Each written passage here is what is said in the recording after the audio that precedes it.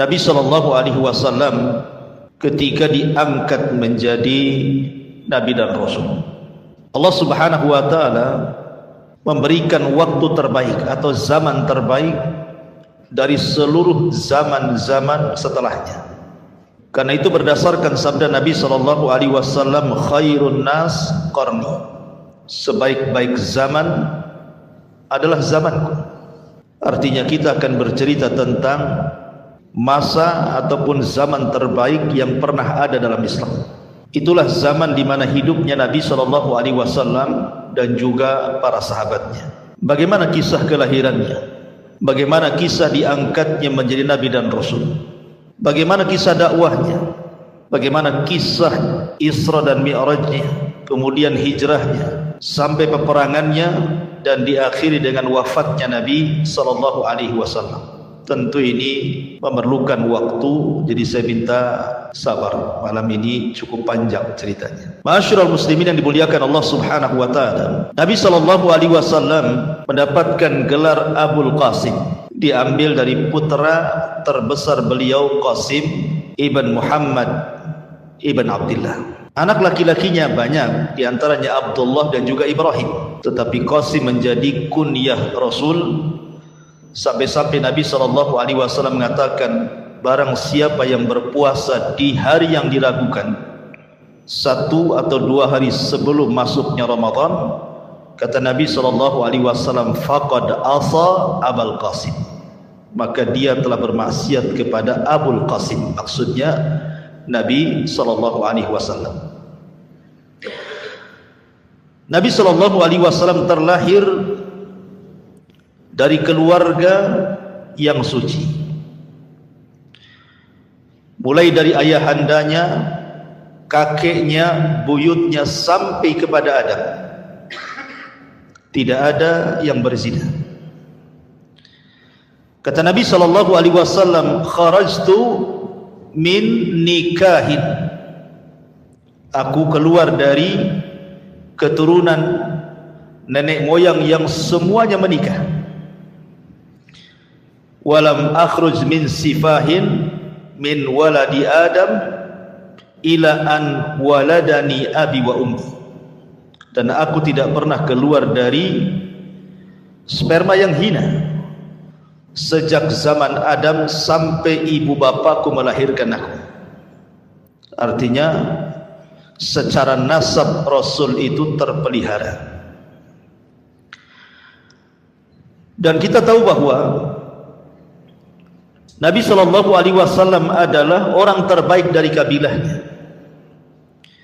Nabi mengatakan, innallaha astafa kinanatan min waladi Ismail, sesungguhnya Allah Subhanahu wa Ta'ala telah memilih Kinanah, anak terbaik dari turunan Ismail. Wastafa Quraisyan min Kinanah, dan Quraisy adalah turunan terbaik dari kabilah Kinanah. Wastafa min Quraisyin Bani Hashim, dan Bani Hashim adalah turunan terbaik dari kabilah Quraisy. Wastafani min Bani Hashim, dan saya orang terbaik dari kabilah Bani Hashim. Artinya secara nasab, secara kabilah dan keturunan, Rasul itu bukan orang biasa, tapi orang yang terkenal kemuliaannya dari turun temurun. Adapun nasab Nabi SAW ma'ruf, orang tuanya namanya Abdullah ibnu Abdul Muttalib, ibundanya namanya Aminah bintu Wahbin. Adapun paman-pamannya di sana ada Abbas, ada Hamzah, ada Zubair, ada Muqawwim, ada Al-Harith, ada Ghaidak, Kusam, Abdul Ka'bah, kemudian Jahal atau disebut dengan Al-Mughirah, termasuk juga Abu Lahab dan Abu Talib. Itu paman-pamannya. Tetapi yang hidup sampai diutusnya Nabi dan Rasul itu cuma 4.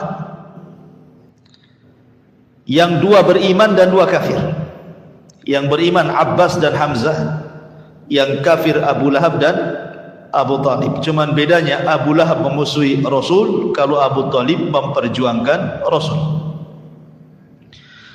Ini paman dari bapak maksudnya. Adapun paman dari ibu, tidak dikenal Nabi SAW punya paman dari ibu kecuali Abdu Yaghuth ibn Wahab. Dan Nabi SAW pernah berbangga dengan Sa'ad ibn Abi Waqqas dan mengatakan, hadza khali falyurini imru'un khala.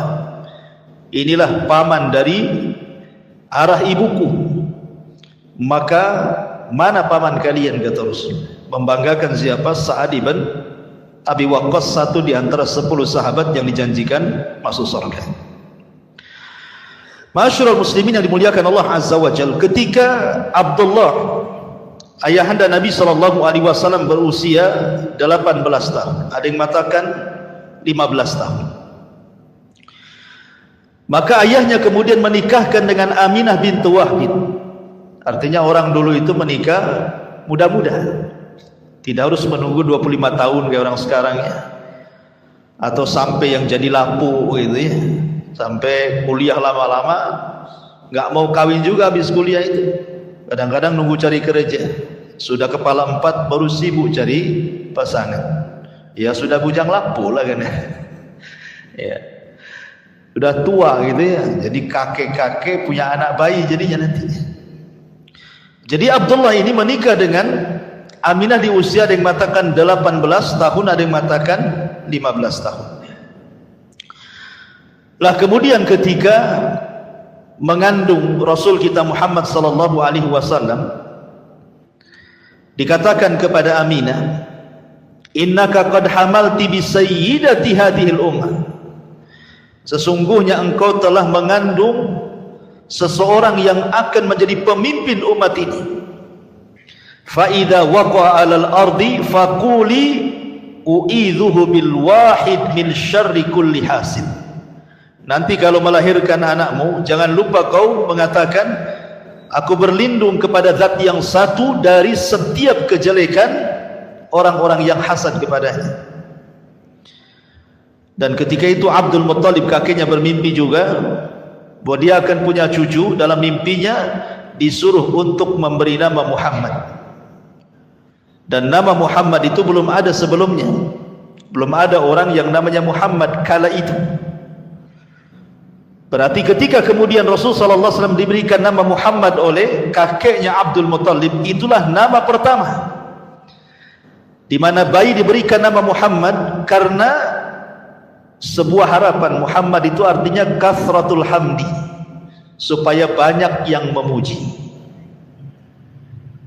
Tetapi subhanallah, hari ini nama Muhammad itu nama terbanyak satu dunia. Tidak ada nama terbanyak di dunia melebihi nama Muhammad. Sadaqallahul azim ketika mengatakan innaka innasha ni'aka huwal abtar. Innasha ni'aka huwal abtar. Justru yang membenci wahai Muhammad seperti Abu Jahal CS, justru mereka yang abtar, terputus penyebutannya. Tapi Nabi SAW tidak terputus penyebutannya. Semua orang menyebut-nyebut nama Muhammad. Kalau orang punya anak namanya Muhammad, pasti disebut namanya, Muhammad mau kemana? Ahmad mau kemana? Seorang muadzin dia sebut namanya asyhadu anna Muhammadar Rasulullah. Setiap orang yang qomat menyebutkan asyhadu anna Muhammadar Rasulullah. Setiap orang yang bersalawat Allahumma salli ala sayyidina Muhammad. Setiap solat dalam tasyahud asyhadu an la ilaha illallah wa asyhadu anna Muhammadar Rasulullah. Nama itu bergema hampir di seantero dunia. Ya, dan nama itu sangat terpuji sesuai dengan namanya. Muhammad kathratul hamdi, banyak pujian. Ma'asyiral muslimin yang dimuliakan Allah Azza wa Jalla, saat lahirnya Nabi SAW, orang-orang Yahudi sibuk di Madinah, karena ketika itu muncul bintang yang disebut dengan bintang Ahmad, dan hanya diketahui oleh orang-orang Yahudi saja. Ketika melihat para peramal Yahudi ke langit, rupanya muncul bintang yang selama ini ditunggu-tunggu. Akhirnya kemudian orang-orang Yahudi Madinah menggedor semua rumah di kota Madinah, khususnya rumah-rumah Yahudi. Adakah wanita yang melahirkan? Adakah wanita yang melahirkan? Baik Yahudi Bani Quraidah, Yahudi Bani Qunaiqah, Yahudi Bani Nadir, atau Yahudi keturunan Arab. Rupanya di malam itu tidak ada satupun wanita Yahudi yang melahirkan. Harusnya ada yang melahirkan menurut mereka, karena ini pertanda kelahiran seorang nabi yang mereka tunggu-tunggu. Harusnya malam ini lahir. Rupanya mereka mendengar bahwa di Mekah ada orang yang lahir di malam itu keturunan orang mulia Abdul Muttalib. Sedihlah orang-orang Yahudi dan menangis dan mengatakan, "Zahabat nubuwwatu Bani Israel." Telah hilang kenabian dari Bani Israel dan beralih kepada orang Arab. Ma'asyiral muslimin yang dimuliakan Allah Subhanahu wa taala. Nabi sallallahu alaihi wasallam lahir pada hari Senin. Ada yang mengatakan tanggal 8 Rabiul Awal, ada yang mengatakan tanggal 9 Rabiul Awal, ada yang mengatakan tanggal 12 Rabiul Awal. Dan orang-orang Syiah menganggap Rasul lahir pada tanggal 17 Rabiul Awal. Adapun kemudian tahunnya, karena di zaman itu kan belum ada penanggalan, sehingga belum ada nama tahunnya. Kalau sekarang sudah ada Hijriah. Kalau dulu kan tidak ada, belum ada penanggalan Hijriah, itu baru dibentuk di masa Umar bin Khattab. Sehingga kemudian untuk tahun mereka akan menasabkan kepada setiap peristiwa yang berlaku di zaman itu. Umpamanya hari ini ada gempa, kemudian 5 hari setelahnya lahir anak, berarti anak ini lahir di tahun gempa. Hari ini ada puting beliung, lahir bayi, berarti lahir bayi itu tahunnya tahun puting beliung. Begitu maksudnya. Lah kebetulan kemudian sebelum Nabi SAW lahir terjadi perang. Penyerangan Abrahatul Asram membawa pasukan gajah untuk menghancurkan Ka'bah. Tapi Allah Subhanahu wa taala akhirnya menghancurkan Abrahatul Asram dan mengutus burung ababil dan menghancurkan mereka semua. Kemudian ada yang mengatakan 40 hari, ada yang mengatakan 50 hari setelahnya lahirlah Nabi. Makanya kemudian tahunnya disebut tahun gajah. 8, 9 atau mungkin 12 Rabiul Awal, tahun gajah. Begitu. Ma'asyiral muslimin yang dimuliakan Allah Subhanahu wa taala. Ketika Rasul sallallahu alaihi wasallam lahir, banyak peristiwa dan kejadian ketika itu. Walaupun sebagian riwayat hampir semuanya lemah, tapi masalahnya dicantumkan di banyak kitab-kitab sejarah. Seperti ketika Nabi SAW lahir, muncul bintang Ahmad yang sudah diketahui orang-orang Yahudi yang sudah saya katakan tadi. Kemudian juga api Majusi yang beratus-ratus tahun mereka menyembahnya tidak pernah padam. Tiba-tiba padam saat kelahiran Rasul. Kemudian 14 tiang istana Persia tiba-tiba roboh karena di saat kelahiran Nabi SAW. Ma'asyiral muslimin, termasuk juga tiba-tiba langit kemudian tidak bisa ditembus oleh syaitan dan jin, dijaga oleh Allah Subhanahu wa taala karena kelahiran Nabi SAW. Dan banyak keanehan, tetapi ada satu keanehan yang disebutkan Nabi SAW sendiri. Dia menceritakan saat dia lahir terpancar cahaya yang terbentang antara barat dan timur, seolah-olah cahaya itu menandakan bahwa orang ini kelak akan menguasai barat dan timur. Itulah Nabi SAW. Ma'asyiral muslimin yang dimuliakan Allah Subhanahu wa taala, ketika Nabi SAW lahir, yang pertama menyusui adalah tentunya Aminah. Tapi karena air susunya kurang bagus, akhirnya kemudian disusukan oleh salah seorang budaknya Abu Lahab namanya Thuwaibah. Ketika kemudian Thuwaibah menyusukan atau menyusui Nabi SAW menjadi ibu susuannya Nabi, Abu Lahab Thuwaibah. Lihat, pertama kelahiran Rasul, Abu Lahab itu senang. Saking senangnya dia merdekakan budaknya kan. Saking senangnya Abu Lahab itu dimerdekakan budaknya. Tapi siapa yang sangka belakangan dia orang yang paling pertama musuhi Nabi SAW juga. Pada saat kelahirannya dia orang yang paling bahagia. Saking bahagianya dimerdekakan Zuwaibah karena mau menyusui Nabi SAW. Bahkan ketika Nabi SAW sudah dewasa sekalipun dan menikah dengan Khadijah, kemudian punya anak wanita Ruqayyah dan Ummu Kulthum, keduanya dinikahkan dengan dua putra Abu Lahab. Baru setelah Nabi SAW jadi Nabi, maka Abu Lahab meminta kedua putranya menceraikan dua putri Nabi SAW. Begitulah bencinya Abu Lahab kepada Nabi SAW. Lah kebiasaan bangsa Arab, ikhwan, mereka selalu menitipkan anak-anak mereka di kampung-kampung. Untuk apa? Pertama, menjaga bahasa, karena di kota itu bahasanya sudah aneh-aneh ya. Jadi kepastian bahasa Arabnya kurang kalau di kota. Kemudian yang kedua, untuk kesehatan, karena khawatir di kota itu banyak wabah di zaman itu, sehingga untuk kesehatan bayi biasanya dititipkan di kampung sampai kemudian selesai masa susuannya atau beberapa tahun setelahnya baru dikembalikan. Termasuk juga untuk kekuatan fisik. Itulah kenapa kemudian adat istiadat di zaman itu. Jadi kalau seandainya seseorang melahirkan, maka akan dititipkan kepada badui supaya dirawat di badui beberapa tahun setelahnya. Nah, saat kelahiran Nabi SAW begitu juga, sama banyak wanita-wanita dari Arab Badui, khususnya dari Bani Sa'diyah, yang ketika itu memang terkenal wanita-wanitanya pandai mendidik ya. Dan juga kebetulan memang terjadi paceklik hebat di Bani Sa'diyah itu, sehingga orang kesulitan. Akhirnya para wanita-wanita yang punya anak, karena kalau tidak punya anak kan tidak keluar dari susunya, maka mereka kemudian datang ke kota untuk menawarkan diri siap menyusui anak-anak kota dengan imbalan sekian dan sekian. Subhanallah, setiap ada wanita yang melihat bayi Nabi SAW, tidak ada yang mau, lewat gitu saja. Kenapa alasannya?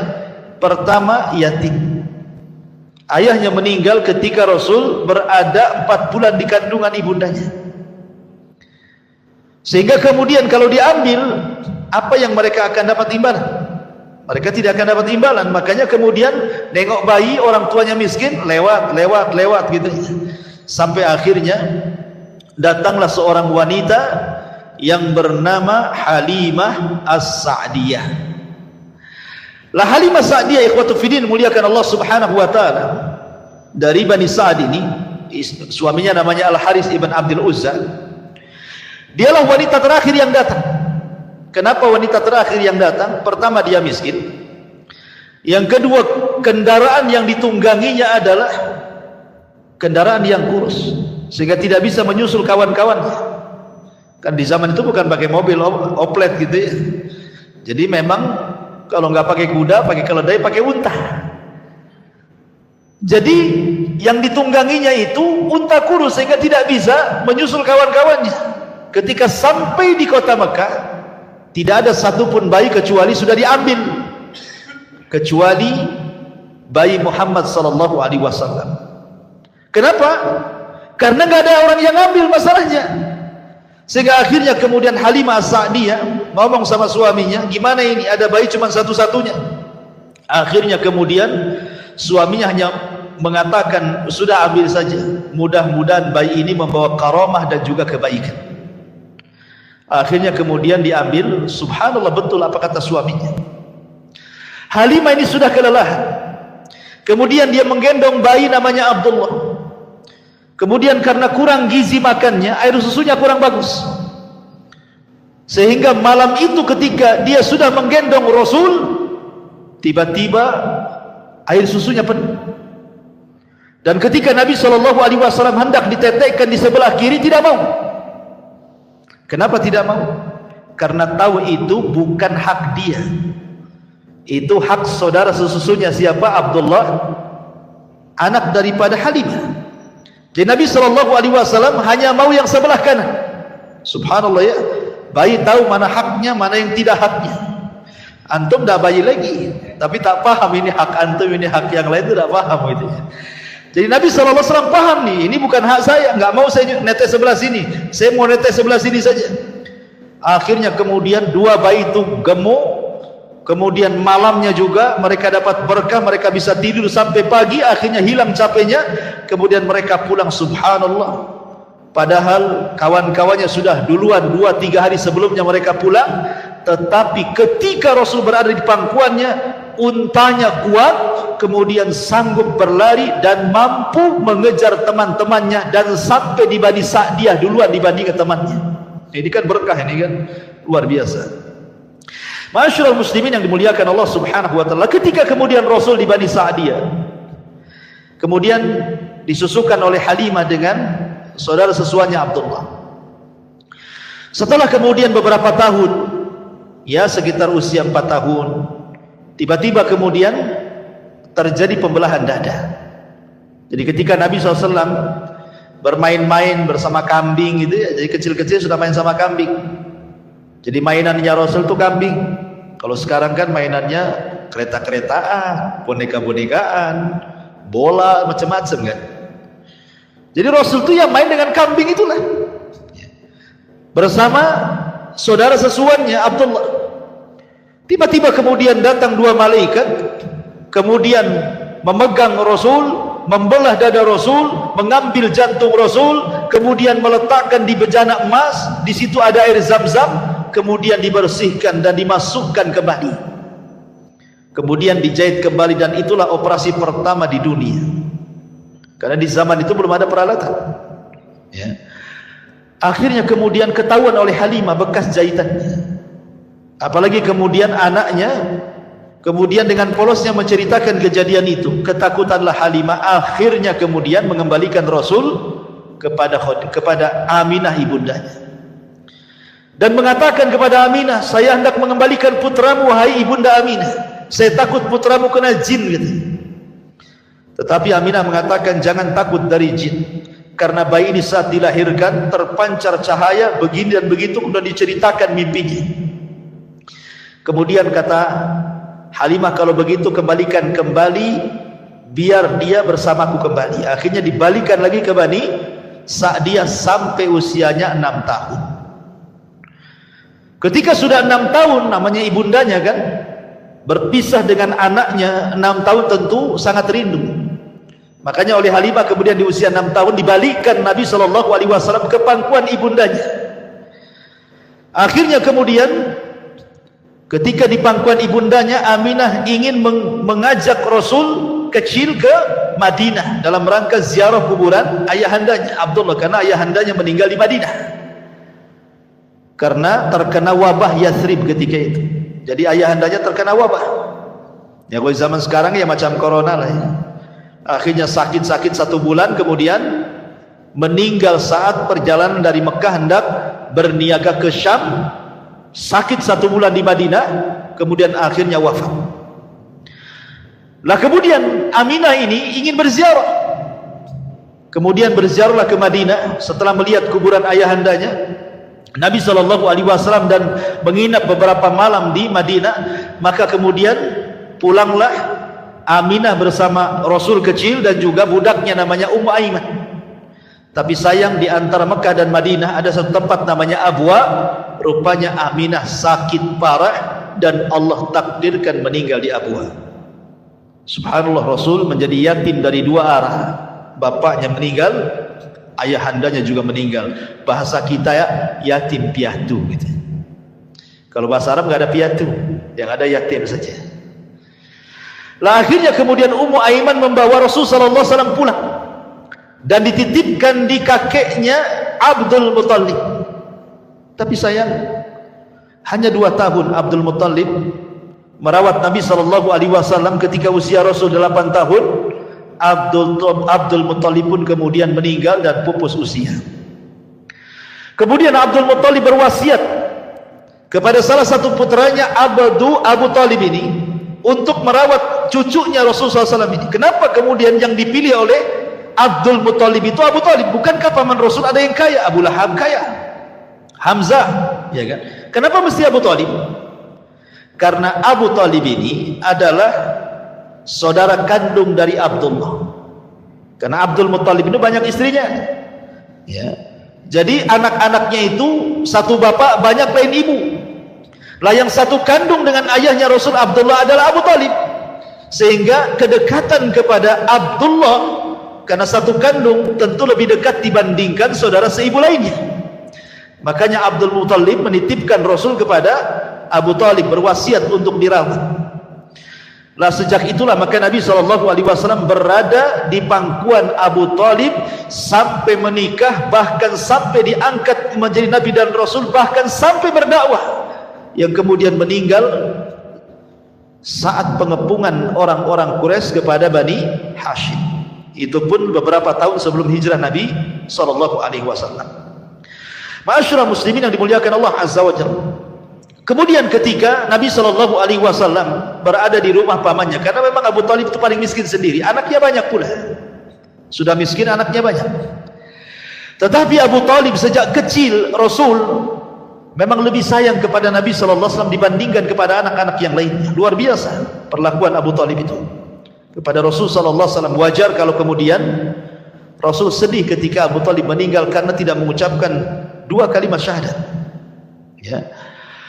Lah kemudian Nabi SAW ketika usianya 12 tahun, Abu Thalib menghendaki untuk mengajarkan bagaimana cara menjadi seorang peniaga.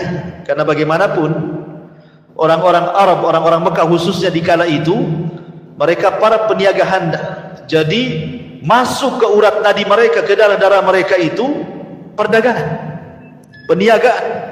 Ilmu bisnis itu sudah mengakar dan mengurat kepada orang-orang Quraisy itu, sampai Allah Subhanahu wa taala katakan li'ila fi Quraisyin ila fihim rihlatash shita'i was-sayf. Jadi kebiasaan orang-orang Quraisy itu mereka suka mengadakan rihlah, safar untuk berniaga ke Yaman dan ke Syam. Jadi usia 12 tahun itu Nabi diajak oleh Abu Thalib. Tapi sayang kemudian ketika sampai di sebuah tempat, maka kemudian dia berjumpa dengan seorang pendeta namanya Buhairah Rahib. Pendeta ini yang mencegat kafilahnya Abu Thalib, karena pendeta ini seorang kahin, ada yang mengatakan seorang dukun, ya. Ada yang mengatakan dia pendeta yang paling keras ekstrim di zaman itu, sampai diusir dari kanisahnya, kemudian hidup di padang pasir. Jadi dia ketika melihat tanda-tanda bahwa akan lewat seorang yang akan menjadi Nabi dan Rasul, jadi dia tiap hari itu nunggu, setiap ada kafilah dari Arab ditunggu sama dia. Lah ketika kemudian berjumpa dengan kafilahnya Abu Thalib, tiba-tiba disetop, disuruh masuk ke rumahnya dan dijamu. Ketika betul apa yang diramalkan oleh dukunnya, tiba-tiba kemudian dia diperjumpakan dengan Nabi SAW ketika itu usianya 12 tahun. Dan ketika melihat tanda-tandanya, Buhairah Rahib yakin bahwa ini seorang Nabi. Ketika ditanya oleh Abu Thalib, bagaimana kau tahu? Ya, kau tidak melihat setiap dia berjalan tidak ada satu awan kecuali akan menaungi di atasnya, tidak ada satupun pohon dan batu kecuali akan salam kepadanya. Sebaiknya pulang lagi ke Mekah, jangan meneruskan perjalanan ke Syam. Dikhawatirkan orang-orang Yahudi Syam tahu bahwa ia calon seorang Nabi, maka mereka akan membunuhnya. Balikan lagi ke Mekah. Akhirnya kemudian dibalikan lagi ke Mekah. Lah di Mekah ini ikhwatu fillah muliakan Allah Azza wa Jalla, apa yang dilakukan Nabi untuk meringankan beban pamannya Abu Thalib? Akhirnya dia mengikuti usia-usia sebayanya, menjadi penggembala kambing dari orang-orang kaya, maka akan mengambil upah dari hasil penggembalanya. Begitulah Nabi SAW mengatakan, ma min nabiyyin illa wara'al ghanam. Tidak ada satupun Nabi kecuali semuanya pernah menggembala kambing. Ya, jadi kalau antum ingin mencontoh Nabi SAW, jadi penggembala. Cari tanah di Tiban sana, luas tuh, beli kambing di situ. Ya. Jadi Nabi SAW sudah dididik oleh Allah Subhanahu Wa Taala sebelum memimpin umat, disuruh memimpin kambing dulu. Kenapa demikian? Karena memimpin kambing itu, menjadi penggembala kambing itu akan terlahir sifat-sifat baik, akan terlahir sifat-sifat kesabaran. Namanya punya peliharaan kan harus sabar, kalau nggak sabar matilah peliharaannya, ya. Harus punya sifat kasih sayang, sebab kalau binatangnya sakit kan diobati. Harus sayang, kalau tidak sayang mati binatangnya, ya. Harus punya sifat keberanian, karena kambing ini selalu diterkam serigala. Artinya dia harus melawan serigala supaya serigala jangan makan kambingnya, gitu ya. Kemudian juga ada sikap kelembutan. Jadi banyak sifat-sifat yang kemudian terlahir dari penggembala kambing ini, yang kemudian menjadi sifat bagi Nabi SAW yang baik. Itulah kemudian sifat-sifat itulah yang kelak akan memimpin umat, ya. Jadi luar biasa ya. Jadi penggembala itu ada faedah dan manfaatnya. Jadi Rasul sebelum menjadi pemimpin umat disuruh memimpin kambing dulu, gitu maksudnya. Lah ketika kemudian Nabi SAW sudah berusia mungkin 18 tahun 19 tahun, artinya kan sudah dewasa. Mulailah Rasul menyusul teman-teman yang sebayanya berniaga. Mulai berniaga dia. Tetapi ya sebelum saya ingin ceritakan berniaganya Rasul, jadi ketika dia menjadi penggembala kambing, ikhwan, ya usia-usia 15 gitu ya, 16 tahun gitu. Nabi SAW itu selalu dititipi kambing. Jadi kalau umpamanya ada orang menikah, ada walimatul arus, ya kan, kawan-kawan yang seprofesinya kan kadang-kadang diundang, ada undangan datang. Tapi kan kadang-kadang bingung, harus kemanakan nih kambing ini, nanti kalau ditinggal hilang. Akhirnya kemudian mulailah mereka menitip kepada Rasul, karena Rasul tidak mau hadir di pesta-pesta yang ada minuman khamar di situ, yang ada biduan-biduan wanita yang membuka aurat. Rasul tidak mau, sehingga Rasul fokus saja jadi penggembala kambing, sehingga teman-temannya itu selalu menitipkan kambing. Subhanallah, bukan 1-2 kambing yang dititipkan, itu ribuan kambing kan gitu ya. Akan tetapi apapun yang dititipkan kepada Rasul, tidak ada yang hilang, tidak ada yang sakit, justru kambingnya makin gemuk, sehingga kemudian teman-temannya menjuluki Rasul sebagai Shadiqul Amin. Jadi Rasul itu orangnya jujur, amanah, ya kan. Itu sejak menjadi penggembala itu kawan-kawannya selalu memuji Rasul, sehingga akhirnya kemudian tersebarlah sifat ini kepada teman-teman yang lainnya yang bukan sebagai penggembala kambing. Makanya kenapa Nabi SAW walaupun sudah diangkat jadi Nabi dan Rasul, akhirnya orang-orang musyrik pun masih menitipkan barang kan sama Nabi. Bahkan rumahnya Rasul Khadijah itu menjadi penitipan barang, atau mungkin kalau sekarang disilahkan bank syariat pertama lah, ya. Rasul itu membuat bank syariat pertama karena rumah Khadijah itu jadi wadah tempat penitipan barang, ya. Akhirnya kemudian ketika kemudian Rasul beralih profesi dari penggembala akhirnya jadi pedagang, lah mulailah kemudian makin harum namanya. Bagaimana kejujurannya dalam berniaga, bagaimana supelnya, bagaimana akhlaknya, bagaimana kejujurannya, dan begitu seterusnya, sehingga terdengar kepada seorang wanita tajir, wanita miliarder, Khadijah bintu Khuwailid, wanita suci yang sudah menutup auratnya, padahal di zaman jahiliyah terbiasa buka aurat, tapi Khadijah sudah pakai jilbab. Makanya kenapa orang-orang Arab apabila keluar masuk ke rumah Khadijah, mereka mengatakan, aku masuk ke rumah wanita suci dan keluar dari wanita suci. Itulah ucapan orang-orang jahiliyah kepada Khadijah. Dakhaltu minat tahirah wa kharajtu minat tahirah. Mereka mengatakan seperti itu. Aku masuk ke rumah wanita suci, keluar pun dari wanita suci. Karena sudah menutup auratnya walaupun belum masuk Islam, Nabi aja belum diutus, ya. Akhirnya kemudian cobalah Khadijah melobi Nabi SAW untuk berniaga dengan dia dengan cara sistem mudharabah. Mudharabah itu artinya Khadijah yang punya modal, Rasul yang memainkan modalnya. Maka setelah kemudian beberapa kali kemudian berniaga menggunakan harta Khadijah dan selalu mendapatkan keuntungan besar, Khadijah makin penasaran tuh. Akhirnya kemudian Khadijah mengirim gulamnya, budaknya namanya Maisarah. Sekali-kali kau temani Muhammad itu berniaga ke Syam. Catat segala sesuatu peristiwa yang terjadi, baik sebelum berjalan, baik di tengah perjalanan, baik ketika sampai di Syam, baik ketika berniaga, kemudian pulangnya dan sampai lagi ke Mekah. Jangan ada yang terlewatkan catatannya. Akhirnya Maisarah pun mengikuti apa yang disarankan Khadijah. Sepanjang jalan diperhatikan oleh Maisarah itu.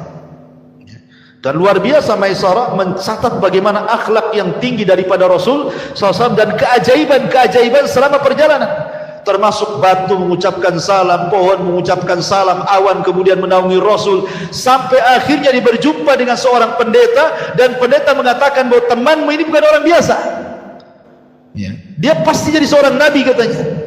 Makin yakin lagi Maisarah ini. Ketika pulang ke Mekah diceritakan kepada Khadijah. Dari situlah kemudian tertanam benih-benih cinta Khadijah kepada Rasul sallallahu alaihi wasallam, dan meminta kepada Nafisah, saudarinya untuk menanyakan kepada Nabi sallallahu alaihi wasallam kesiapan dia mau enggak menikah dengan Khadijah. Tapi Nabi sallallahu alaihi wasallam orang beradab. Dia tidak lantas mau enggak kayak gitu. Itu antum itu kayak gitu. Ya, apalagi perantau, ya kan? Susah di Batam. Tahu-tahu ada janda kaya, cantik, rumahnya megah, pengusaha, ngelamar antum pula. Saya yakin antum nggak usah mengganggukan. Besoklah kita jadi. Itu. Artinya bahwa Nabi SAW itu beradab, tidak langsung mengiyahkan apa yang dikatakan Nafisah. Dia mengatakan tunggu dulu, saya punya orang tua, maksudnya Abu Talib. Saya akan tanya dulu.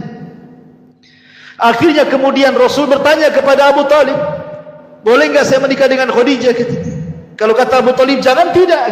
Kalau kata Abu Talib iya. Itulah seorang baktinya Nabi SAW kepada Abu Talib, karena dia tahu siapa Abu Talib, ayah angkatnya, dan Abu Talib sudah menganggap dia putranya. Sebagaimana ketika sebelumnya juga dia ditawari oleh Khadijah untuk berniaga, dia pun tidak langsung mengiyahkan mau ngambil modalnya Khadijah. Tanya dulu Abu Talib kan itu, boleh nggak saya bekerja sama dengan Khadijah? Kalau boleh main, kalau tidak tak jadi kan itu ya. Jadi tetap Rasul itu birrul walidain dengan pamannya, dengan Abu Talib. Subhanallah, ketika Abu Talib mendengar dia dilamar atau dipinang Khadijah, senang. Kemudian mengatakan, ya Khadijah wanita baik-baik. Kemudian disitulah terjadi pernikahan antara Rasul dan juga Khadijah. Inilah pernikahan pertama di tengah-tengah jahiliyah, di mana ada seorang laki-laki menghormati seorang wanita dengan mahar yang tinggi. Nabi SAW memberikan mahar yang terbaik kepada Khadijah. Tidak seperti antum, ya, paling apa? Seperangkat alat sholat, itu pun sajadahnya saja.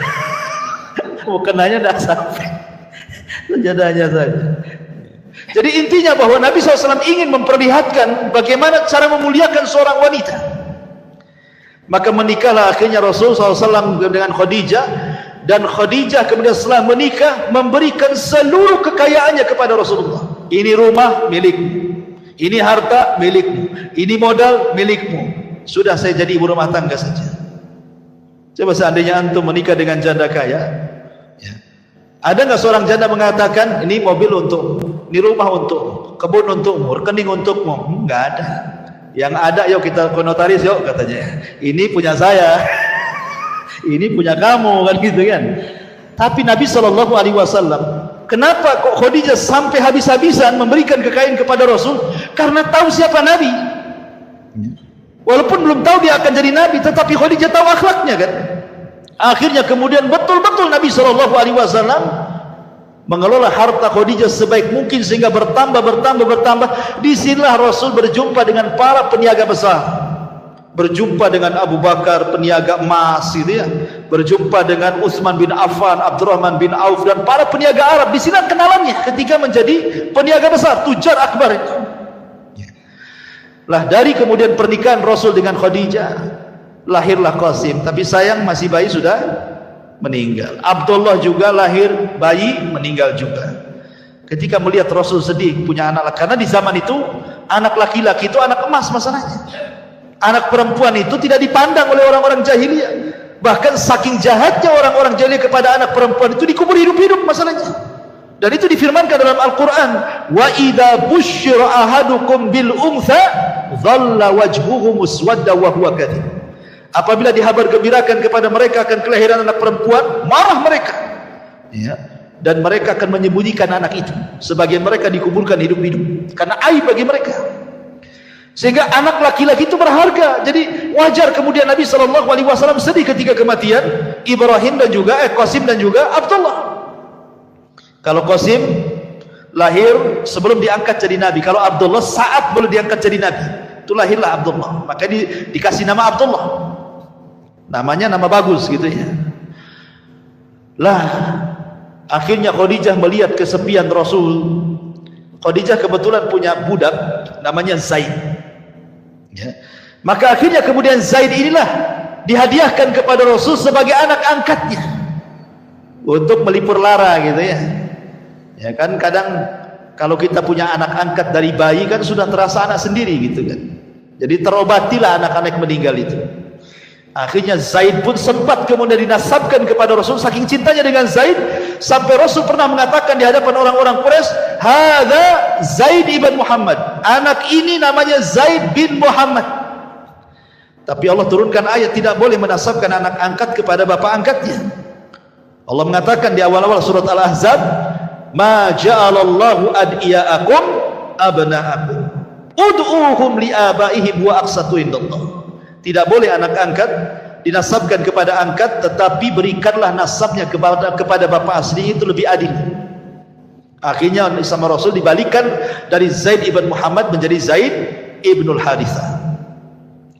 Kemudian Nabi SAW juga punya anak perempuan yang paling besar namanya Zainab, kemudian menikah dengan Abul As ibn Rabi, kemudian punya anak lagi Ruqayyah, menikah dengan Utbah, kemudian diceraikan, akhirnya menikah dengan Utsman, kemudian punya anak lagi Ummu Kulsum, menikah dengan Utaibah, diceraikan juga, akhirnya dinikahi Utsman juga setelah meninggalnya Ruqayyah, dan terakhir Fatimah yang dinikahi Ali bin Abi Thalib radhiyallahu anhu. Itu anak perempuannya. Anak laki-lakinya ada Qasim, ada Abdullah, ada Ibrahim, tapi Ibrahim bukan putra dari Khadijah, tapi putra dari budaknya Maria Al-Qibtiyah. Dan itu ketika di ujung-ujung Nabi SAW berada di kota Madinah, di ujung-ujung akhir hayatnya, dikaruniai Ibrahim, tapi sayang 1 tahun 8 bulan juga meninggal Ibrahim. Ada apa? Kenapa anak-anak laki-laki Rasul tidak boleh hidup? Karena kebiasaan Nabi, kalau punya anak kemudian dia hidup, maka jadi Nabi lagi nanti. Sementara tidak ada Nabi setelah Rasul kan, makanya anak laki-lakinya tidak ada yang hidup kan. Karena kebiasaan Nabi kalau punya anak kemudian hidup, itu jadi Nabi biasanya. Contoh, Ibrahim punya anak Ismail jadi Nabi, punya anak Ishak jadi Nabi. Kemudian Ishak punya anak Yakub jadi Nabi, Yakub punya anak Yusuf jadi Nabi, Nabi Daud punya anak Sulaiman jadi Nabi, kan itu ya. Tapi Nabi SAW tidak dikaruniai anak, maksudnya tidak ada yang hidup sampai besar dan meninggal di waktu bayi, karena salah satu penyebabnya, kalau seandainya masih hidup anak Nabi SAW dikhawatirkan jadi Nabi, dan Rasul mengatakan la nabiyya ba'di, tidak ada Nabi sepeninggalku, kata Rasul. Tidak ada Nabi sepeninggalku ya. Kemudian juga yang kedua, boleh jadi supaya hikmahnya kenapa putra-putra Rasul tidak ada yang hidup sampai besar, dikhawatirkan nanti ada yang gulu, boleh jadi kemudian memuji dan menyembahnya, dan itu ya. Karena anak Nabi masalahnya kan itu ya. Jangankan anak-anak Nabi, cucu Nabi Hasan Husain aja ada yang menyembah kan itu ya. Orang Syiah itu menyembah Hasan Husain. Ya. Ma'asyiral muslimin yang dimuliakan Allah Subhanahu wa taala. Kembali. Jadi ketika Nabi SAW kemudian mulai berniaga, berjumpa dengan tujar yang besar-besar, para peniaga seperti Abu Bakar, Utsman, Abdurrahman bin Auf dan yang lainnya, yang kelak justru teman-teman seprofesi peniaga itu justru masuk Islam awal-awal kan. Kenapa? Karena mereka tahu saat berinteraksi dengan Rasul, saat berniaga, tahu akhlaknya, tahu amanahnya, tahu kejujurannya, dan begitu seterusnya kan itu. Lah ketika Nabi SAW kemudian di usia 15 tahun terjadi apa yang disebut dengan perang Fujar namanya. Rasul juga terlibat dalam perang Fujar di sini.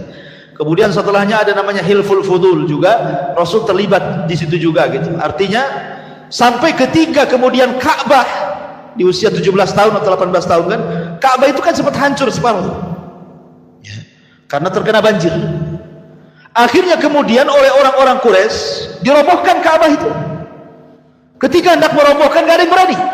Kenapa? Karena masih teringat dengan kisah Abraha. Jangan-jangan kalau dirobohkan datang pula ababil kan itu. Sehingga ada seseorang yang paling tua di antara mereka namanya Al-Walid ibn Mughirah. Dia membawa palu dan mengatakan, biar aku saja yang menghancurkan, karena aku tidak hendak berniat buruk. Pasti tidak akan ada apa-apa. Kalaupun ada apa-apa biar saya mati katanya. Akhirnya mulailah dia robohkan sedikit-sedikit. Ternyata tidak ada ababil, tidak ada azab, tidak ada bala. Maka rame-ramelah orang Quraisy merobohkan Ka'bah, kemudian membangun kembali. Masalahnya, sejahat-jahatnya orang-orang kafir Quraisy, ketika membangun Ka'bah tidak mau mereka menggunakan dana haram. Tidak mau hasil togel, tidak mau hasil judi, tidak mau ya, pokoknya hasil-hasil yang haram, korupsi itu tidak mau. Betul-betul harta halal gitu ya, karena hartanya harta halal sehingga tidak banyak. Karena tidak banyak itulah akhirnya bangunan Ka'bah tidak sempurna. Yang tadinya segi panjang bangunan Ibrahim itu, ya kan, akhirnya cuman separuh jadi kotak. Jadi separuhnya dibuat lingkaran pakai tembok gitu ya. Kan kita lihat kalau gambar Ka'bah begini, di sini ada tembok melingkar kan, itu namanya Hijr Ismail. Dulu masuk itu di dalam tuh. Tapi karena kurang dana terpaksa dikeluarkan, dan ya hanya separuh saja yang dibangun kan itu. Walaupun sempat kemudian di zaman Abdullah ibn Zubair dimasukkan, tapi dihancurkan lagi di zaman Abdul Malik ibn Marwan. Intinya bahwa Rasul ikut juga kemudian membangun Ka'bah itu. Lah ketika peletakan Hajar Aswad itu yang kemudian banyak masalah. Masing-masing kabilah ingin meletakkan Ka'bahnya masing-masing dan hampir perang. Tapi kemudian akhirnya orang bijak mereka mengatakan, tunggu, yang berhak memindahkan itu orang yang keluar dari sana katanya. Rupanya yang keluar Rasulullah gitu ya. Ketika Nabi SAW kemudian disuruh mengangkat batu Hajar Aswad itu, kata Rasul, tidak, ini kerja rame-rame, kerja bareng-bareng, kerja bakti. Sebaiknya ambil kain, kemudian diletakkan di atas kain itu, masing-masing kabilah megang ujungnya. Akhirnya semua kabilah mengangkat Hajar Aswad dan meletakkan di situ. Lihat bagaimana Rasul bisa menyatukan umat saat itu padahal belum diangkat jadi Nabi dan Rasul. Singkat cerita, akhirnya Nabi SAW kemudian setelah menikah dengan Khadijah, kemudian punya anak laki-laki dan perempuan.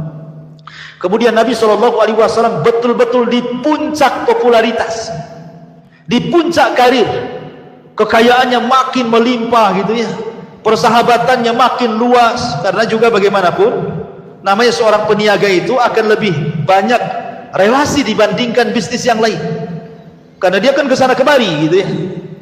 Lain dengan orang PT, ya sesama PT aja dikenal, ya kan. Orang kantor ya sesama kantor aja. Kalau peniaga walaupun jual es cincau kemana-mana kenal orang semua. Kenal, masuk gang sana gang sini semua dimasuki dia. Jadi pedagang itu lebih luas ya jangkauannya gitu ya. Lah ketika di usia Nabi SAW ke 37 tahun, itu di puncak karir beliau, betul-betul sudah kaya raya. Apalah yang dikehendaki Nabi coba? Istri cantik, soleha, kaya, taat, anak banyak, kekayaan melimpah, orang-orang memuji dia Shadiqul Amin. Apa yang dicari manusia, ini yang dicari kita ya. Kalau antum jadi orang kaya, semua orang muji antum ya. Antum punya istri cantik, anak-anak banyak, bisnis lancar, apalagi yang antum cari? Paling antum cari kawin lagi. Kalau laki-laki kan itu ya. Apalagi antum cari kalau gak kawin lagi. Akhirnya kemudian Nabi SAW sudah mulai bosan dia melihat kondisi orang-orang Quraisy ini kok makin rusak, setiap hari makin rusak. Minum khamr di mana-mana, main perempuan di mana-mana, akidahnya penyembah berhala, begitu seterusnya, pokoknya rusak serusak-rusaknya. Jadi Nabi SAW mulai berpikir, mulailah dia tahannut, mulailah dia menyendiri, menyingkir dari manusia. Kadang-kadang ke Muzdalifah, kadang-kadang ke Mina, ya, kadang-kadang ke tempat-tempat, pokoknya jauh dari manusia, ingin tafakur. Sampai pada waktunya 6 bulan sebelum diangkat jadi Nabi dan Rasul, tiba-tiba Rasul selalu bermimpi. Mimpinya itu aneh karena malamnya mimpi, nanti beberapa hari jadi kenyataan. Nanti mimpi lagi, beberapa hari jadi kenyataan. Jadi tidaklah Rasul mimpi kecuali jadi kenyataan mimpinya itu. Akhirnya kemudian ketika tepat di usianya 40 tahun, Nabi SAW kemudian naik ke atas ketinggian, di mana Mekah itu di bawahnya. Disitulah ada gua yang disebut dengan Gua Hira. Dari gua itu Rasul melihat Mekah itu di bawahnya. Seolah-olah gua itu memiliki makna hissi dan juga makna maknawi. Makna hissi artinya Nabi SAW secara fisik naik ke atas dan dia akan dilebihkan dari semua manusia yang ada di bawahnya. Dan makna maknawi artinya dakwah dia akan meliputi semua yang ada di bawahnya. Ya. Maka Nabi SAW mulailah kemudian masuk ke dalam gua itu tepat di bulan Ramadan, membawa bekal selama 1 bulan, tidak pernah keluar dari gua itu, tafakur saja. Ya, tafakur. Rupanya tepat di tanggal, atau ada yang mengatakan di tanggal 17 Ramadan, tetapi yang betul adalah di tanggal-tanggal ganjil di akhir-akhir Ramadan, entah 21, entah 23, entah 25, entah 27, entah 29, pokoknya di tanggal-tanggal ganjil di bulan Ramadan. Tepat di waktu subuh datang Jibril. Dan sebenarnya kedatangan Jibril sudah dimimpikan Nabi, makanya Nabi tidak kaget gitu ya. Datang Jibril dalam bentuk manusia yang ganteng, yang rapi, yang bersih, yang harum. Tiba-tiba datang, kemudian salaman, kemudian memeluk Nabi. Kemudian kata Jibril, "Iqra ya Muhammad." Baca wahai Muhammad. Nabi SAW memahami Iqra itu artinya membaca tulisan. Sementara Rasul tidak bisa menulis, tidak bisa membaca. Makanya Rasul dengan tegas, "Ma'ana biqari," aku tidak bisa baca. Kata Jibril, "Iqra," baca. Kata Rasul, "Ma'ana biqari," aku nggak bisa baca. Sampai 3 kali. Akhirnya Jibril mengatakan, "Iqra bismi rabbikal ladzi khalaq, khalaqal insana min 'alaq, iqra wa rabbukal akram, alladzi 'allama bil qalam, 'allamal insana ma lam ya'lam." 5 ayat suratul Alaq turun sebagai pengesahan SK didaulatlah Rasul menjadi nabi. Dengan turun 5 ayat surah Al-Alaq berarti resmi dia jadi nabi. Kemudian Nabi SAW setelah itu, setelah peristiwa itu, tidak pernah berjumpa dengan Jibril lagi. Nggak pernah berjumpa. Dia bolak-balik ke gua, nggak ketemu lagi. Dia bolak-balik ke gua selama 6 bulan, terus setiap bulan dia balik lagi, nggak ketemu lagi dengan orang itu. Sehingga Nabi SAW menyangka bahwa itu adalah jin, setan, atau apa gitu kan, karena cuma sekali saja. Akhirnya kemudian setelah 6 bulan lewat, Rasul sudah sesak, itu siapa yang menjumpai saya sebenarnya. Setelah 6 bulan lewat, tiba-tiba kemudian Rasul ketika berjalan ke Gua Hira mendengar ada suara di atas memanggil-manggil, "Ya Muhammad," gitu. "Ya Muhammad," gitu. Rupanya dia tengok-tengok tak ada apa-apa. Rupanya ketika melihat ke atas ada Jibril di atas dalam bentuk aslinya. Kalau tadi ke gua kan dalam bentuk manusia, di langit dalam bentuk asli, memiliki 600 sayap. Satu sayap terbentang saddal ufuk, dari mulai terbit matahari sampai terbenamnya itu satu sayap saja itu. Sehingga seolah-olah kalau kita melihat ke depan sayap Jibril, ke belakang sayap Jibril, samping kiri kanan sayap Jibril, itu baru satu sayap tuh. Demikian besarnya sayap Jibril. Bagaimana Jibrilnya? Itu baru sayapnya tuh. Akhirnya kemudian Rasul pun ketakutan, menggigil dia. Gimana nggak menggigil? Kita saja ketemu ular piton aja menggigil. Ya. Umpamanya antum lagi main-main di got gitu ya, ini di parit-parit sini. Tuh ada ular piton besar gitu ya, 10 meter gitu. Menggigil antum. Ya. Itu baru tengok ular tuh. Gimana lebih daripada ular kan itu? Jadi wajar Rasulullah SAW manusiawi menggigil dia melihat Jibril dalam bentuk asli itu. Akhirnya dia lari ke rumahnya Khadijah. Sampai di rumah Khadijah dia mengatakan, "Dathiruni, dathiruni ya Khadijah, selimuti aku, selimuti aku." Dia menggigil demam tuh. Kenapa Rasul minta diselimuti? Karena selimut itu biasanya mengurangi rasa takut. Ya kan? Antum kalau ketakutan, pasti ambil selimut. Gitu ya. Kurangilah kan, kurangi takut diselimuti itu. Apalagi ada istri dalamnya, makin hilang takut. Jadi Khadijah itu ingin supaya mengurangi rasa takut Nabi. Diambil selimutnya, dia pun masuk ke dalam. Kemudian dirayu Nabi SAW, diingatkan kebaikannya. Kata Khadijah, orang sepertimu wahai suamiku, la yukhzikallahu abada, demi Allah tidak ada yang menghinakan kamu.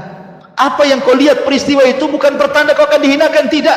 Kau ini orang baik, kau ini kalau ngomong jujur, kau suka menghormati tamu, kau suka nolong orang, gak akan terjadi apa-apa, kata Khadijah. Kan enak kalau punya istri kayak gitu ya.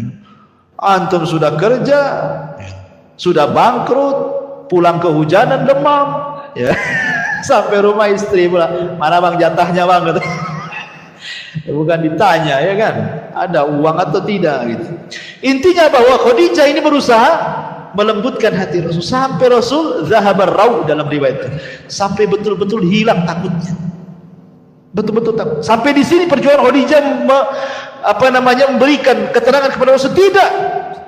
Khadijah bawa Rasul keesokannya kepada siapa? Kepada saudaranya Waraqah ibn Naufal. Kemudian kata Khadijah, wahai Waraqah, suamiku ini mengalami begini-begini dari peristiwa. Apa pertanda ini? Maka Nabi SAW kemudian menceritakan kisah mulai dari Gua Hira, kemudian Jibril memeluk dia, kemudian turun surah Al-Alaq sampai ketemu dengan Jibril dalam bentuk asli gitu ya.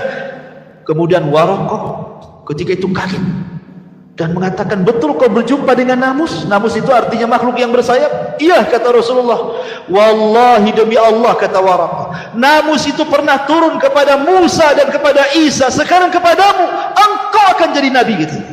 Demi Allah, kalau aku masih muda, kata Waraqah, ketika kau mengusirmu, aku yang akan membelamu. Rasul kaget. Hei Waraqah, orang sebaik aku akan diusir? Enggak ada orang yang mencela aku, semua orang mengatakan sadiqul amin, aku akan diusir, katanya. Kata Waraqah, ya, tidaklah orang yang membawa seperti yang kau bawa kecuali illa udhi, pasti disakiti, pasti akan diuji. Tapi sayang 6 bulan setelahnya Waraqah meninggal dunia. Dari sini terjadi khilaf pendapat, apakah Waraqah ini orang yang pertama masuk Islam dari kalangan orang dewasa ataukah Abu Bakar? Ada yang mengatakan Waraqah, ada yang mengatakan Abu Bakar. Ada yang memerinci, Waraqah itu dia beriman saat Nabi jadi Nabi, belum dia akan jadi Rasul. Tapi Abu Bakar adalah masuk ke dalam agama Rasul saat dia sudah jadi Nabi dan jadi Rasul. Ada yang kemudian berusaha menjamak seperti itu ya. Jadi kalau Waraqah itu hanya sebatas beriman, kalau Abu Bakar bukan hanya beriman tapi mendakwahkan, gitu maksudnya. Baik, kembali. Jadi setelah kemudian Nabi SAW diberi nasihat oleh Waraqah supaya sabar, macam-macam lah. Apa yang kau hadapi ini luar biasa. Nanti akan diingatkan lagi pesannya Waraqah ini saat kematian Khadijah masalahnya. Oleh Khadijah itu akan diingatkan lagi. Lah akhirnya kemudian setelah Nabi SAW kemudian agak tenang, tidurlah di malam hari. Ketika dia sedang tidur, Jibril datang memanggil-manggil dari langit, ya ayyuhal muddathir qum fa'anzir wa rabbaka fakabbir wa siyabaka fatahhir wa rujza fahjur wa la tamnun tastakthir wa li rabbika fasbir. Turun surah Mudaththir. Terkejut Nabi ya, karena Jibril mengatakan, membawakan firman Allah, ya ayyuhal muddathir, hai orang yang berselimut, qum, berdiri, fa'anzir, kau sudah boleh memberikan peringatan kepada manusia. Jadi kalau apa bedanya nubuah dengan kerasulan itu? Kan nubbi'a bil alaq wa ursila bil mudaththir, diangkat jadi nabi dengan turunnya 5 ayat surah Al-Alaq, dan diangkat menjadi rasul dengan turunnya 5 ayat surah Al-Mudaththir. Kalau nubuah itu belum ada perintah untuk tabligh, belum ada perintah untuk menyampaikan risalah, hanya disuruh beriman ya kan? Tetapi kalau sudah Rasul, ini bukan hanya beriman tetapi sampaikan kepada manusia. Akhirnya mulailah Nabi SAW ketika turun ayat ini, dia panggil Khadijah, ya Khadijah, sesungguhnya saya Rasulullah, Kul, katakan, asyhadu an la ilaha illallah wa anni rasulullah. Maka Khadijah langsung mengatakan asyhadu an la ilaha illallah wa annaka rasulullah. Maka dialah orang yang pertama kali beriman sebelum ada orang yang beriman. Belum ada orang laki-laki beriman, belum ada anak-anak beriman. Khadijah yang pertama kali mengucapkan asyhadu an la ilaha illallah wa annaka rasulullah. Makanya ketika Aisyah radhiyallahu anha menikah dengan Rasul kemudian cemburu, karena Rasul sallallahu alaihi wasallam selalu menyebutkan kebaikan Khadijah, padahal sudah meninggal orangnya. Kata Aisyah, Rasul, kenapa lah kau ini menyebut-nyebut nenek-nenek, maksudnya yang sudah tua. Khadijah sudah tua, sudah meninggal pun di hadapanmu ada gadis cantik, katanya. Cemburu Khadijah. Ya. Kata Nabi sallallahu alaihi wasallam, ya Aisyah, jangan kau bandingkan kau dengan Khadijah. Khadijah orang yang pertama beriman saat manusia kufur. Khadijah yang pertama kali membenarkan saat manusia mendustakan. Khadijah yang pertama kali menginfakkan seluruh hartanya di saat manusia bakhil. Dari perut Khadijah semua lahir keturunanku. Apa kau bisa berbanding dengan Khadijah? Ya, nggak bisa. Nggak bisa dibandingkan, kata Nabi SAW dengan Khadijah itu. Masyarul muslimin yang dimuliakan Allah Subhanahu wa taala. Akhirnya Khadijah pertama yang beriman, diajaknya anak-anaknya. Ya, Ruqayyah, Zainab, semua diajak masuk Islam. Ya. Termasuk kemudian budaknya Zaid ibn Harithah masuk Islam. Termasuk Ali bin Abi Thalib yang ketika itu jadi anak angkat Rasul di usia 10 tahun juga diajak masuk Islam. Artinya Rasul dimulai dari keluarga. Istrinya, anak-anaknya, anak angkatnya, budaknya semua masuk Islam. Baru kemudian keluar berjumpa dengan Abu Bakar, akhirnya masuk Islam. Abu Bakar kemudian ngajak Utsman masuk Islam, ngajak Tolha masuk Islam, Abdurrahman bin Auf masuk Islam, Abu Ubaidah bin Jarrah masuk Islam. Akhirnya 10 sahabat yang dijanjikan masuk surga rata-rata Islam di tangan Abu Bakar. Dan itu berlangsung selama 3 tahun, yang disebut dengan dakwah sirriyah, namanya dakwah door to door, sembunyi-sembunyi. Setelah kemudian 3 tahun lewat, maka Nabi SAW diperintah untuk menjaharkan dakwah. Turun ayat, wa anzir ashiratakal aqrabin. Hai Muhammad, peringatkan orang-orang luar dari kerabatmu. Maka Nabi SAW kemudian keesokan harinya bangkit di Bukit Safa. Dia panggil-panggil kerabatnya, hei Bani Hashim, kemari. Semua dipanggil. Kemudian Nabi SAW mengajak mereka ke dalam tauhid. Awalnya Rasul tidak langsung menyampaikan tauhid, tetapi Rasul ingin meyakinkan bahwa dia masih didengar. Kata Nabi SAW, bagaimana pendapat kalian kalau ada tentara di belakang Bukit Abi Qubais ini, yang sekarang jadi istana raja itu, Bukit Abi Qubais, ada tentara yang akan menyerang kalian, percaya nggak dengan ucapan? Mereka mengatakan, percaya wahai Muhammad, karena engkau tidak pernah berdusta. Jadi kalau orang yang jarang berdusta kalau ngomong pasti dipercaya. Kalau orang banyak dusta sekali ngomong walaupun benar, hoax kan gitu. Hoax gitu. Padahal benar tuh, karena dikenal suka dusta masalahnya. Artinya bahwa kalau orang suka jujur, maka ditulis di hadapan Allah dan distempel dahinya, engkau ini penjujur. Manusia pun percaya dengan dia. Tapi kalau orang dusta itu susah dipercaya. Ya, nitip dompet mau wudu saja nggak percaya sama dia. Saya bawa aja gitu. Masyarul muslimin yang dimuliakan Allah Azza wa Jalla. Akhirnya kemudian Nabi SAW mulai mendakwahi kerabatnya. Saat Rasul menyampaikan tauhid, mengajak manusia di tengah-tengah kerabatnya, rupanya di tengah-tengah kerabatnya muncul pamannya Abu Lahab. Maki-maki Rasul, marah-marah mengatakan, ya Muhammad, alihada jamatan. Muhammad, untuk ini kau kumpulkan kami. Saya kira untuk apa? Taban laka sairul yaum, celaka engkau dari mulai awal sampai akhir gitu. Celaka engkau. Dicaci maki Rasul di hadapan orang. Rasul ini dia berakhlak. Ini pamannya. Ya. Jangankan kepada pamannya, kepada orang lain pun Rasul tidak akan menjawab cacian dengan cacian, makian dengan makian. Rasul diam sajalah dicaci maki. Dan itu akhlak Nabi. Ya, kalau kita kan tidak bisa. Dia caci kita maki balik. Itu ya. Nah, Rasul diam saja, dicaci maki pamannya di hadapan orang lagi, ikhwan. Kan memalukan itu. Tapi Rasul diam. Tapi Allah diam? Tidak, Allah tidak diam. Man 'ada li waliyan faqad adzantuhu bil harb. Siapa yang memusuhi waliku, maka dia telah memandangkan perang bersamaku, kata Allah. Tidak bisa. Allah kemudian mengutus Jibril. Hei Jibril, sampaikan kepada Rasul. Akhirnya Allah menitipkan wahyu kepada Jibril. Kemudian Jibril datang kepada Rasul. Rasul masih sedang berdiri Bukit Safa. Orang-orang Arab masih ada di situ. Kerabat-kerabatnya. Tiba-tiba Jibril memasukkan ke dalam hati Rasul suratul Lahab, suruh dibaca di depan manusia. Maka Rasul mengatakan, a'udzu billahi minasyaitonir rajim, bismillahirrahmanirrahim, tabbat yada abi lahab wa tab. Celaka kedua tangan Abi Lahab, wa tab, dan celaka. Ma aghna anhu maluhu wa ma kasab. Harta dan anaknya percuma, tidak bermanfaat di hadapan Allah. Saya selana rong datalahab, dia akan masuk ke neraka yang menyala-nyala. Wa imra'atuhu, istrinya juga sama, Ummu Jamil Arwa bintu Harib itu, hammalatal hatab, bawa kayu bakar ke sana kemari. Fi jidiha belum dimasak. Nanti di akhirat kalung yang dijual untuk musuh Nabi akan diganti dengan kalung sabut kelapa dan akan menyala di lehernya. Orang Arab itu, mereka tidak pernah mendengar Quran.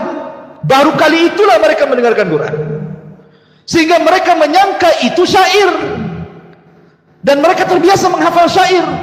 Ketika Rasul menyebutkan tabbat yada abil, karena ini pendek, terekamlah di otak-otak orang-orang yang hadir di situ. Disangkanya Rasul sedang bersyair. Pulanglah setelah kejadian itu, mereka pun membaca di rumah ini tabbat yada, di tabbat yada, di pasar tabbat yada. Apa enggak stres Abu Lahab itu? Stres Abu Lahab itu bahkan. Karena semua baca tabbat yada disangka syair. Di mana-mana baca tabbat yada.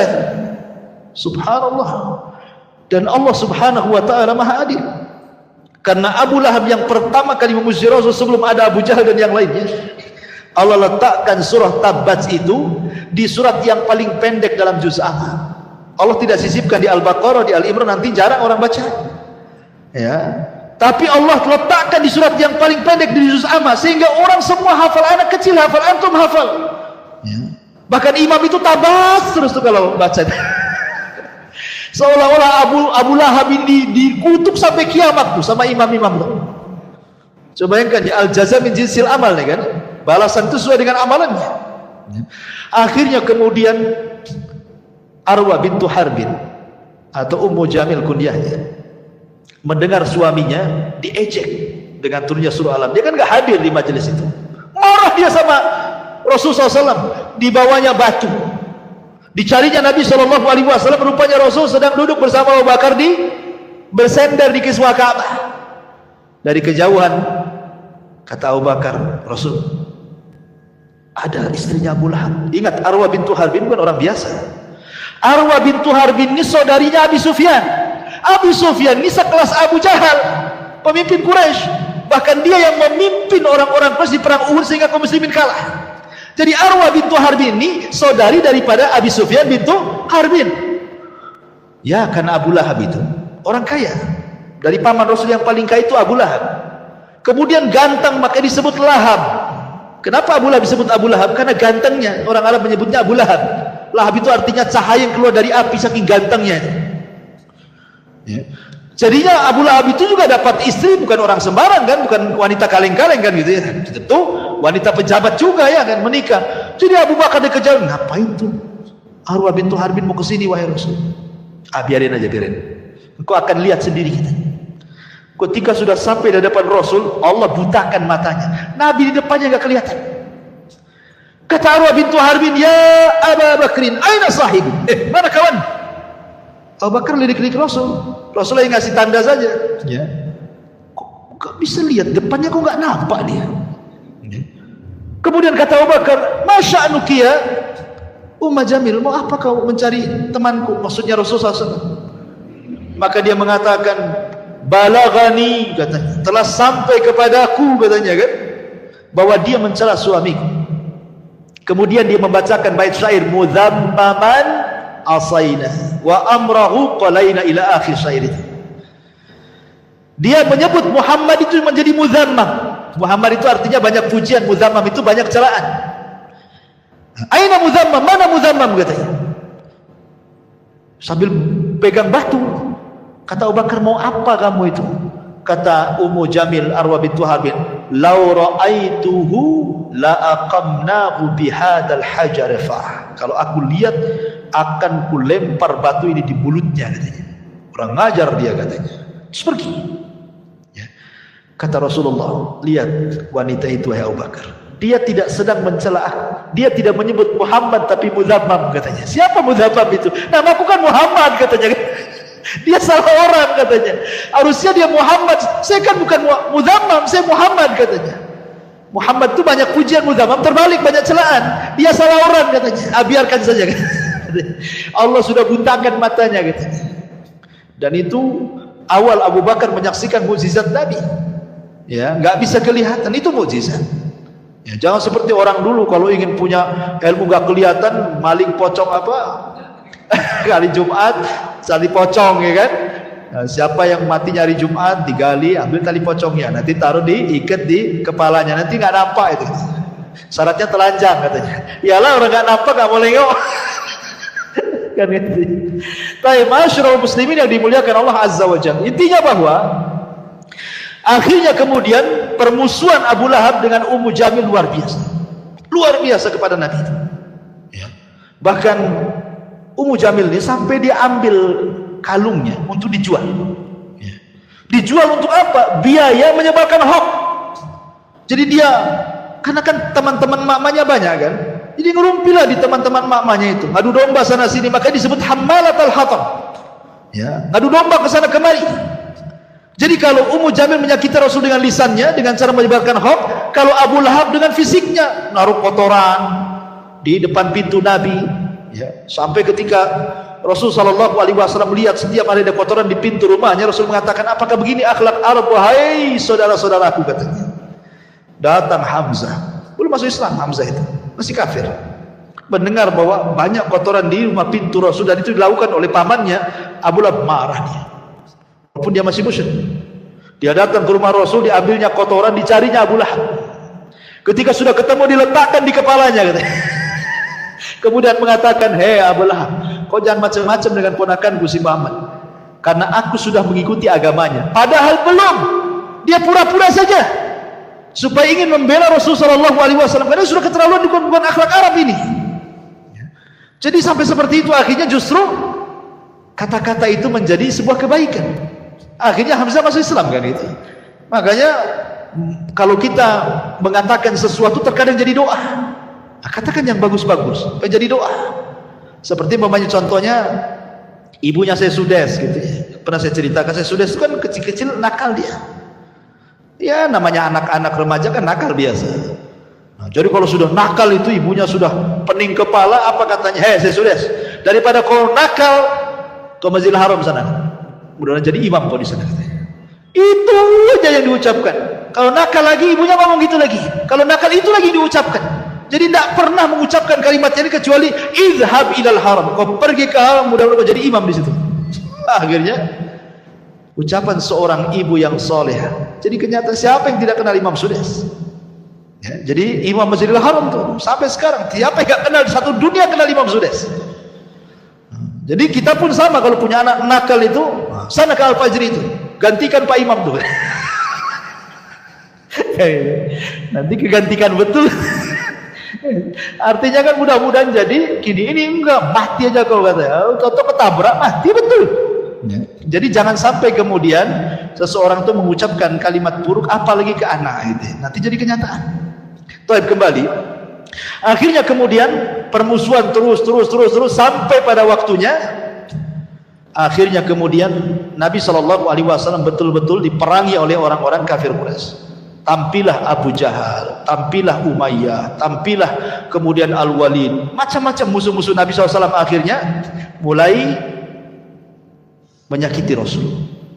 Ya, terlalu panjang kalau saya ceritakan. Intinya bahwa mereka melakukan permusuhan kepada Nabi SAW sampai akhirnya mereka dengan cara lembut tidak bisa, dengan cara kasar tidak bisa, balik lagi ke lembut tidak bisa. Akhirnya mereka memutuskan untuk membunuh Nabi. Mereka ngomong kepada Bani Hashim, serahkan Muhammad kepada kami biar kami bunuh. Kata Bani Hashim, tidak. Kami tidak akan menyerahkan orang kami.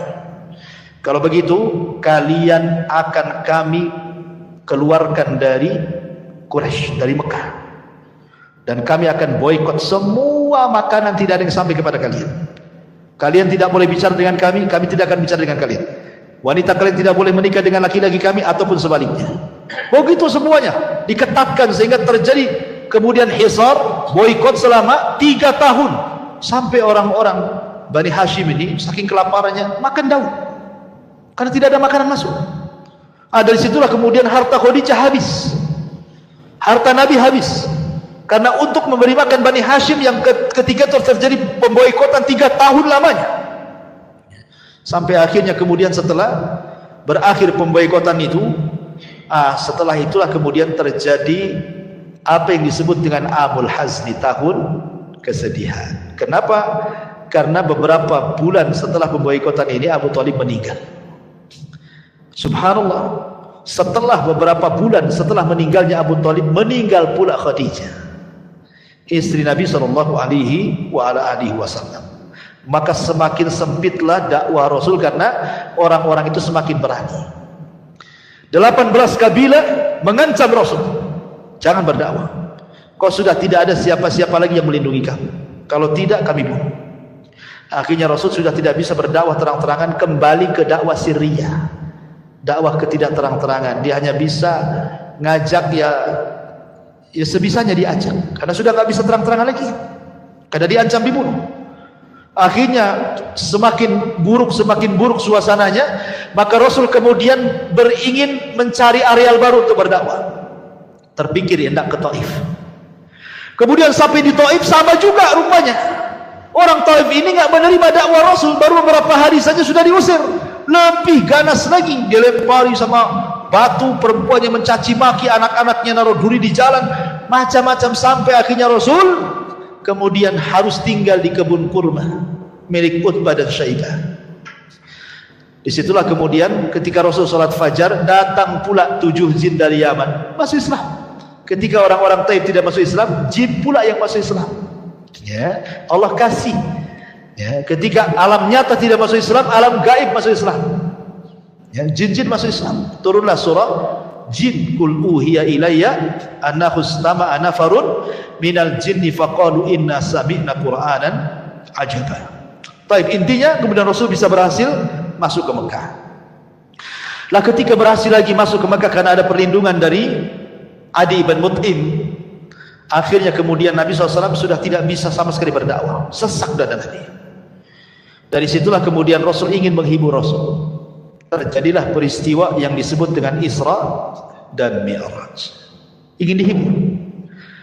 Namun sebelum terjadi Isra Mi'raj, ketika Rasul berada di Hatim, di rumah Ummu Aiman, Jibril datang, kemudian membelah dada Nabi kedua kalinya, membersihkan kembali hatinya supaya makin lebar lagi. Alam nashrah laka sadrah, supaya dada Nabi lebih menerima lagi kondisi. Dibersihkan dadanya dari sifat hasad, dengki, dendam, marah, semua dibersihkan, tidak ada lagi. Setelah itu kemudian diperjalankan dari Masjidil Haram ke Masjidil Aqsa yang disebut dengan Isra. Kemudian diperjalankan dari Masjidil Aqsa ke Sidratil Muntaha yang disebut dengan Mi'raj. Disitulah Rasul dapat pelajaran besar untuk menghadapi dakwah ke depan. Di langit pertama dia berjumpa dengan Nabi Adam.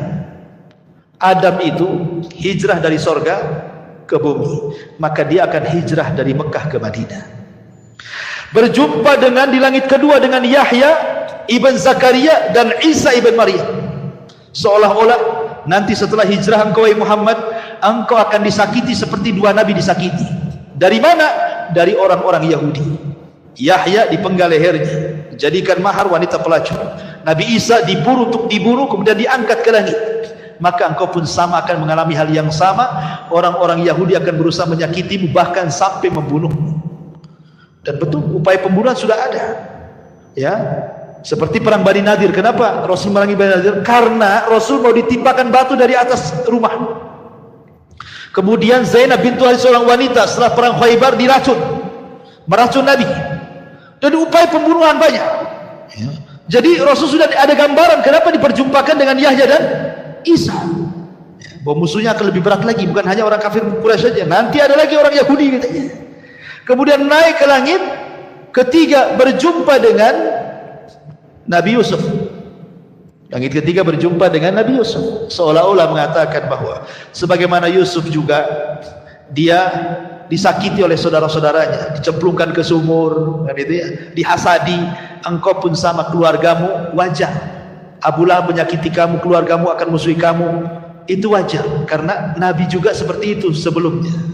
Kemudian naik ke langit keempat, berjumpa dengan Idris, di mana Allah katakan wa rafa'nahu makanan 'aliyah. Idris diangkat ke tempat tinggi, maka engkau pun akan diangkat jauh lebih tinggi dibandingkan Idris. Bukan hanya sampai ke langit keempat, ke Sidratul Muntaha, secara hissi dan maknawi engkau akan menjadi orang mulia di tengah-tengah manusia, diangkat derajat.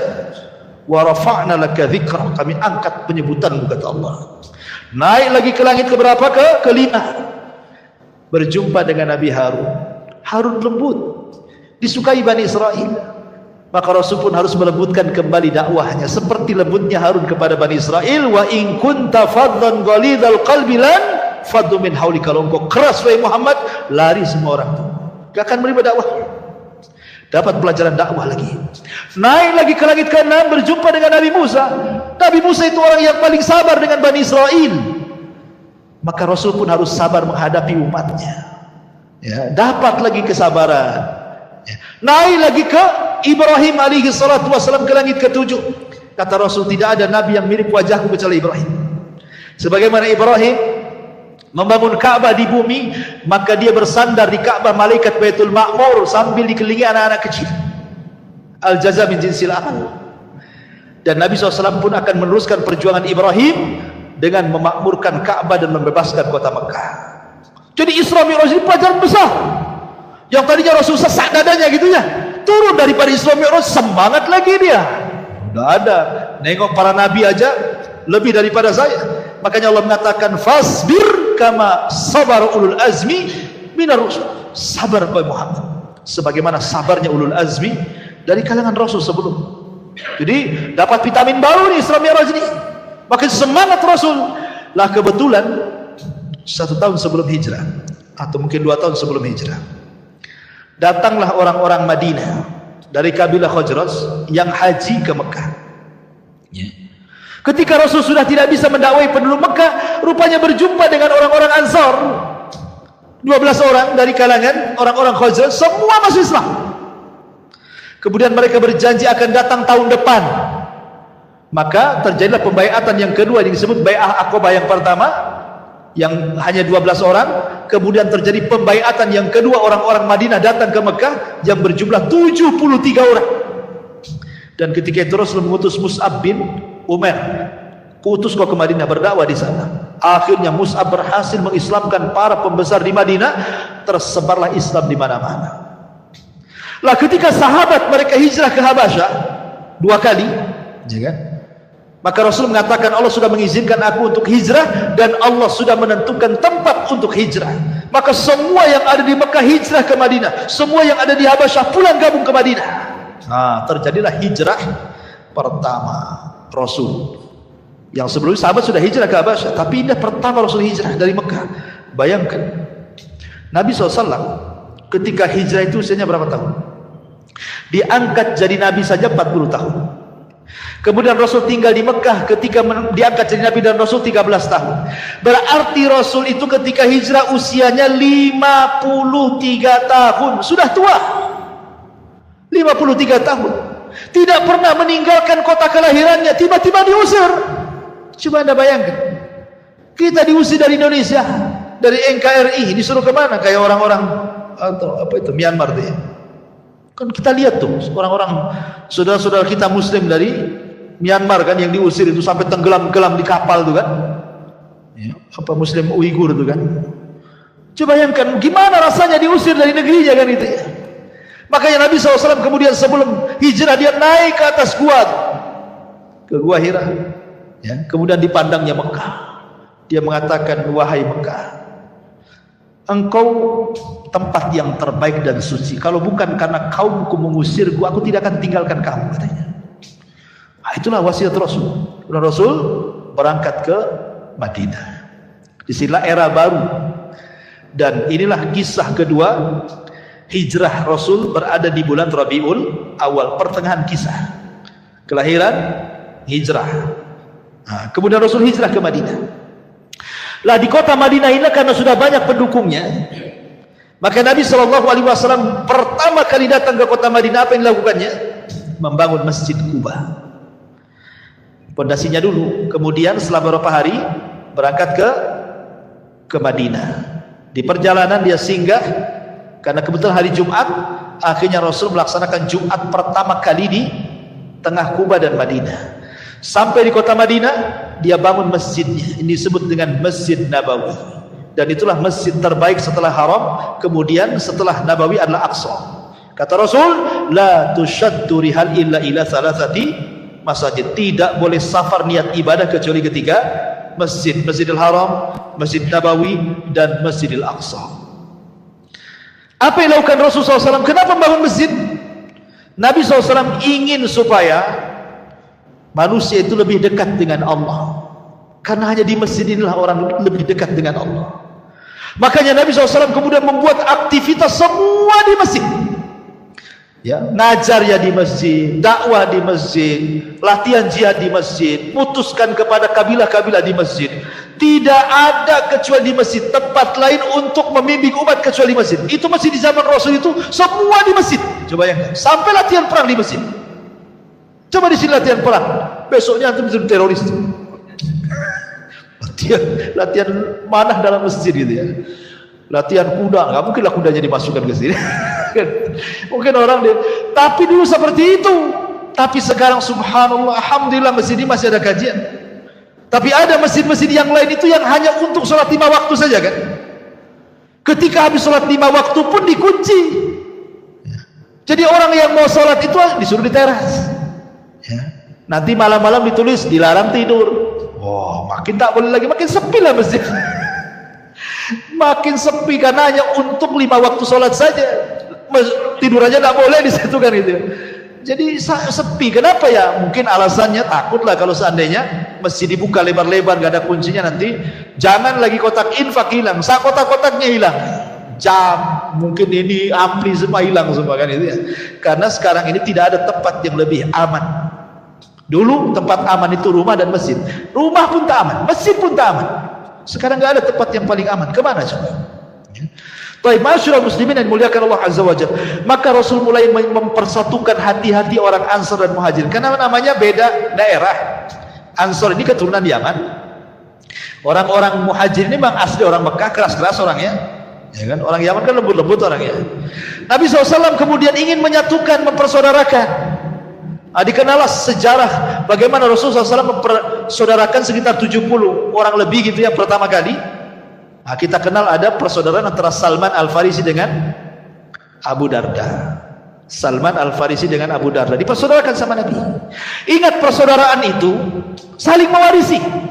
Jadi kalau meninggal salah satunya, hartanya diwariskan.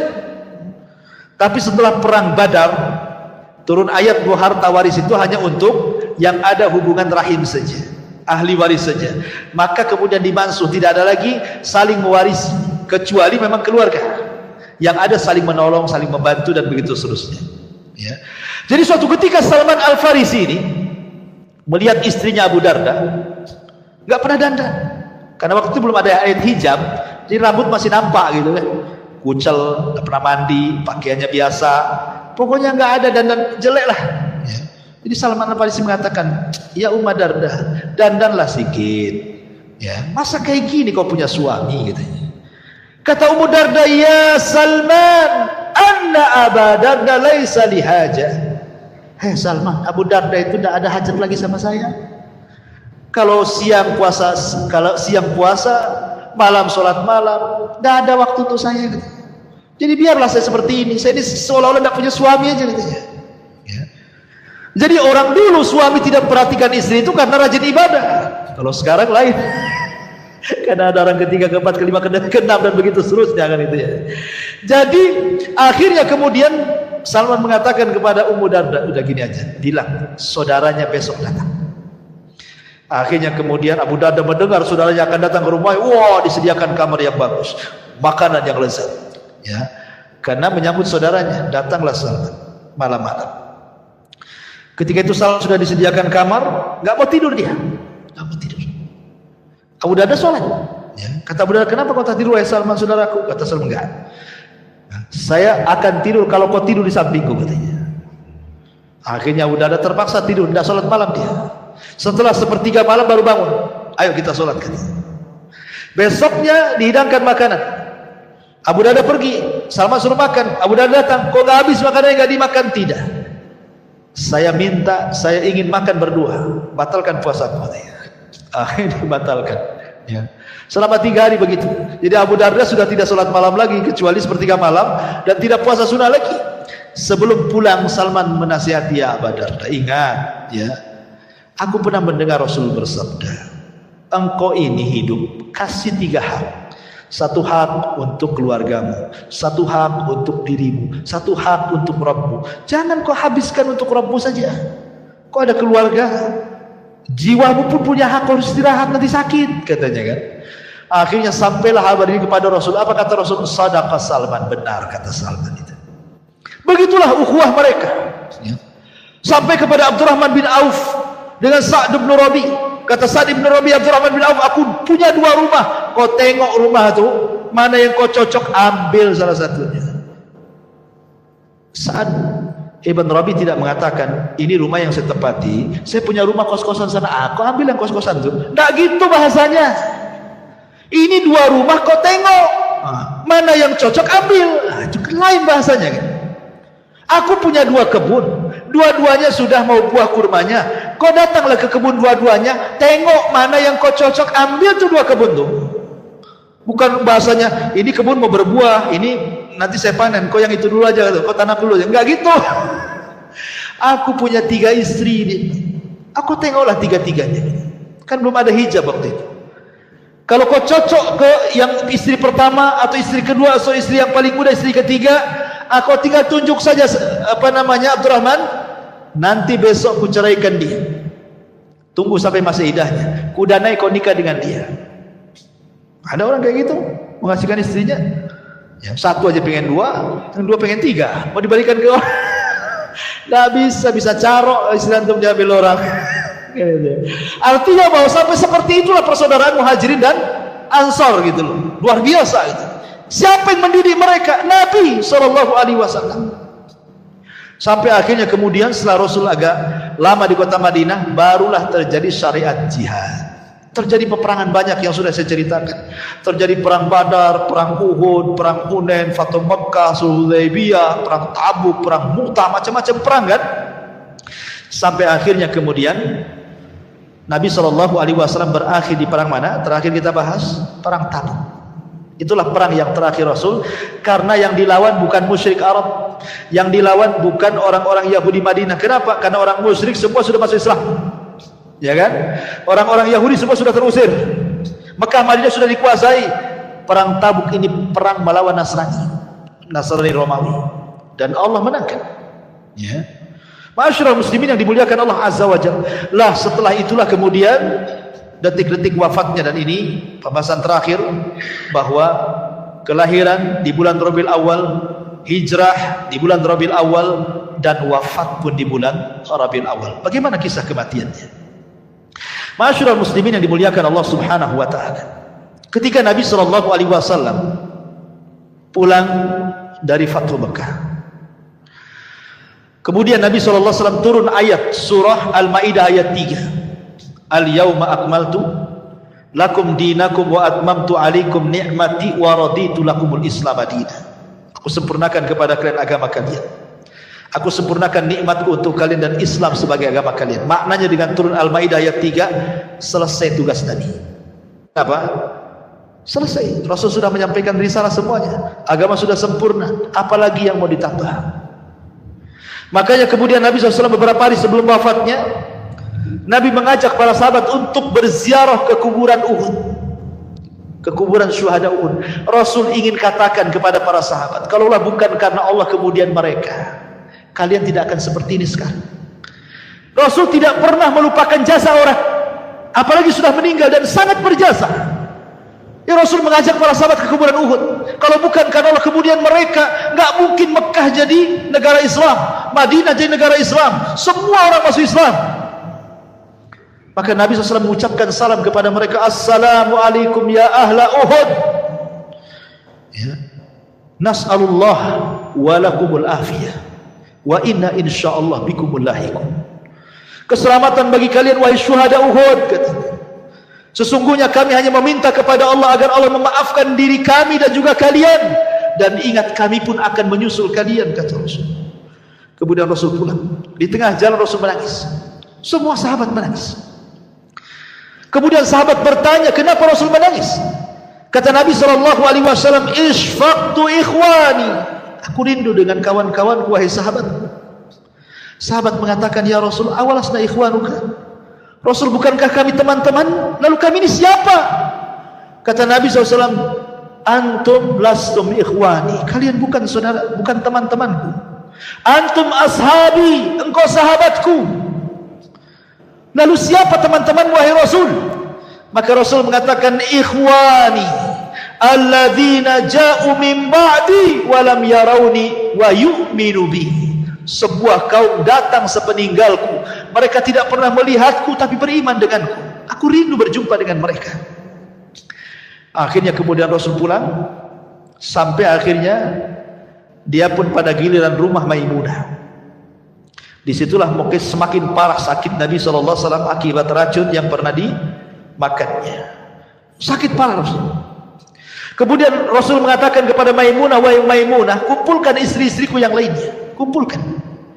Kemudian berkumpullah istri-istri Nabi SAW, mengatakan, kata Rasul, sudikah kalian kalau seandainya malam-malam terakhirku bersama Aisyah? Kata istri-istrinya, silahkan wahai Rasul, keputusanmu ada di tangan. Akhirnya kemudian Rasul memanggil Abbas dan juga Ali untuk menggendong dia, karena dia tidak bisa parah, ke rumah Aisyah. Kenapa rumah Aisyah? Karena satu-satunya kamar yang Jibril turun hanya di rumah Aisyah. Jibril tidak pernah turun di rumah istri-istri yang lainnya. Itu yang menjadikan kenapa Rasul sayang dengan Aisyah. Jibril saja sayang dan menyampaikan salam kepada Aisyah radhiyallahu anha, dan tidak ada istri Rasul selain Khadijah yang mendapatkan salam dari Jibril kecuali Aisyah dan Khadijah. Tapi Khadijah lebih daripada Aisyah. Bukan hanya Jibril nitip salam, Allah nitip salam kepada Khadijah. Akhirnya Rasul dipapah. Lah ketika dari kamar Maimunah ke rumah Aisyah itu, kan sahabat nampak Rasul lagi dipapah kan itu.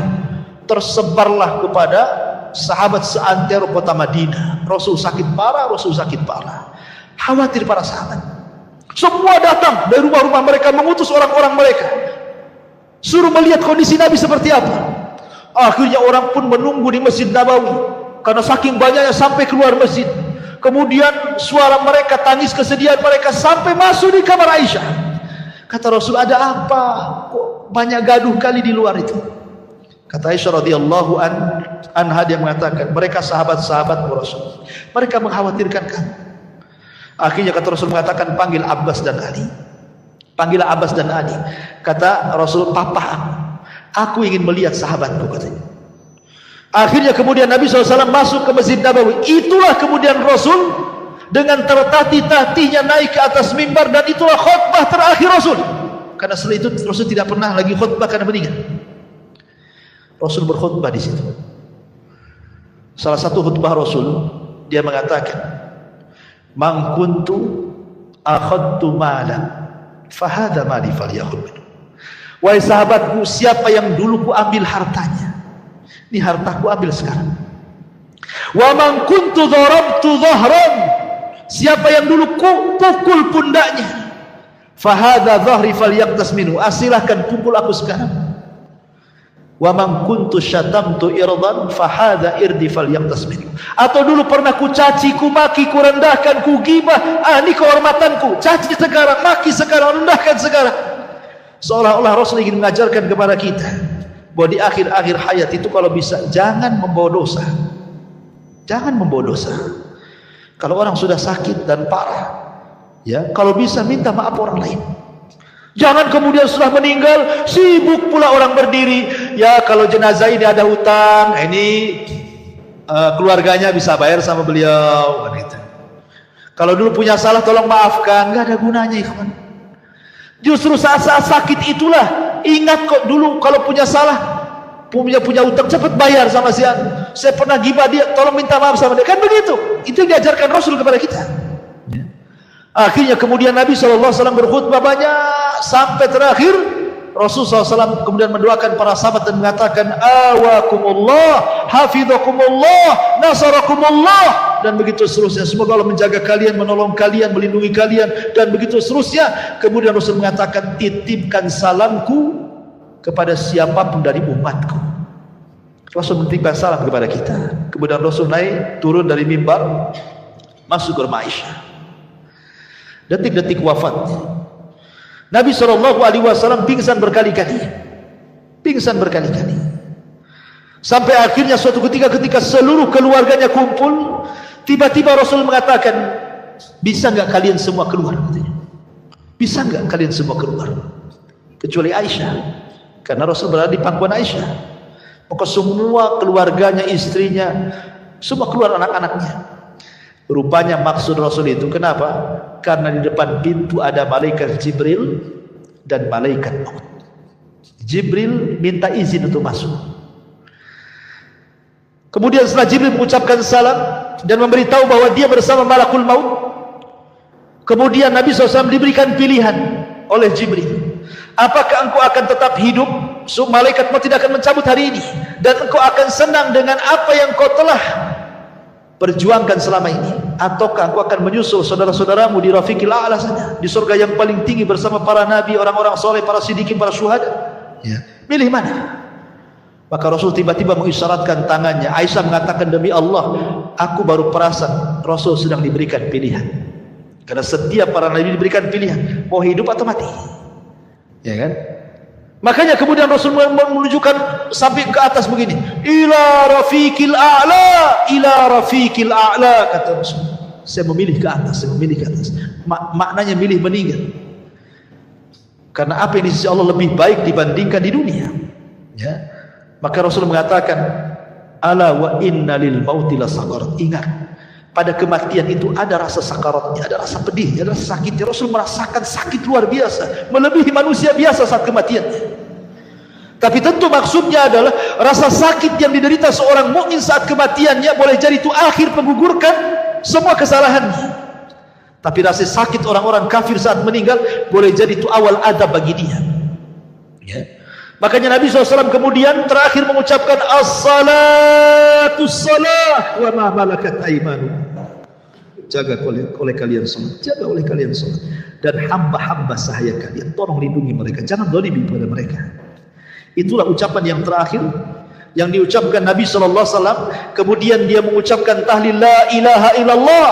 Kemudian setelah itu Nabi SAW meninggal dunia tepat pada hari Senin tanggal 12 bulan Rabiul Awal tahun 11 Hijriyah. Rasul meninggal dunia. Aisyah radhiyallahu anha melihat kematian suaminya berada di pelukannya. Dia tidak bisa bergerak. Apa yang harus dikatakan kan begitu? Dia sudah meninggal. Sehingga Nabi SAW, Aisyah hanya berusaha berteriak, mata Rasulullah, mata Rasulullah. Rasul sudah meninggal, Rasul sudah meninggal. Maka orang-orang yang di samping pintu masjid yang dekat dengan suara Aisyah itu langsung berteriak, mata Rasulullah, mata Rasulullah. Akhirnya semua mengucapkan kalimat itu. Setelah betul-betul mereka mengatakan bahwa Rasul sudah meninggal, semua seperti orang tidak sadar. Ali tidak sanggup berdiri, Utsman tidak sanggup berdiri. Aneh-aneh kelakuan para sahabat. Umar pulang ke rumahnya, ambil pedang, kemudian ngancam-ngancam orang. Siapa yang mengatakan Muhammad mati, ku penggal dia lehernya, katanya. Dia tidak mati. Dia sedang pergi 50 hari, nanti akan kembali matahkan tangan kaki orang munafik. Wah, semua sibuk para sahabat. Apa yang harus mereka lakukan? Kecuali satu orang yang tetap tegar. Siapa? Abu Bakar Siddiq radhiyallahu anhu. Datang Abu Bakar Siddiq radhiyallahu anhu menangkan Umar. Uskut ya Umar. Diam kau Umar. Ngapain kau teriak-teriak? Tapi Umar tetap aja teriak-teriak dia. Dia masuk ke ruangan Aisyah. Kemudian melihat jasad Rasul yang sudah ditutup kain, dibukanya kain, diciumlah keningnya oleh Abu Bakar. Kemudian Abu Bakar mengatakan, tibta anta ya Rasulullah hayyan wa mayyitan. Sungguh indah engkau wahai Rasul, baik kau ketika hidup ataupun mati. Kemudian dicium keningnya, ditutup lagi. Kemudian dia keluar masjid. Dia masih melihat Umar lagi marah-marah, gak dipedulikan. Naik di atas mimbar Abu Bakar. Kemudian Abu Bakar mengatakan di hadapan manusia, ayyuhan nas, man kana minkum ya'budu Muhammadan fa inna Muhammadan qad mat, wa man kana ya'budu Allah fa inna Allah hayyun la yamut. Manusia, siapa di antara kalian yang masih menyembah Muhammad, Muhammad sudah mati. Tapi siapa di antara kalian yang menyembah Allah, Allah zat yang tetap hidup dan tidak akan pernah mati. Kemudian Abu Bakar membacakan satu ayat, wa ma Muhammadun illa rasulun qad khalat min qablihi rusul afa immata aw qutilan qalabtum ala aqabikum wa man yanqalib ala akibaihi falan yadurrallaha syai'a wa sayazillahu syakirin. Tidaklah Muhammad itu melainkan sama dengan rasul-rasul sebelumnya. Apakah kalau dia meninggal atau dia dibunuh kalian akan murtad lagi?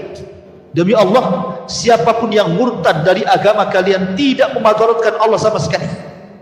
Karena Allah hanya membalas orang-orang yang bersyukur di antara kalian. Kata Anas bin Malik, demi Allah, ketika Abu Bakar membacakan ayat ini, seolah-olah ayat ini baru turun, padahal sudah turun dari zaman Nabi. Semua sadar bahwa Rasul sudah meninggal. Maka Rasul SAW kemudian meninggal di hari Senin dan baru dikebumikan di hari Rabu. Setelah terangkatnya Abu Bakar Siddiq menjadi khalifah sepeninggal Nabi sallallahu alaihi wa ala alihi wasallam.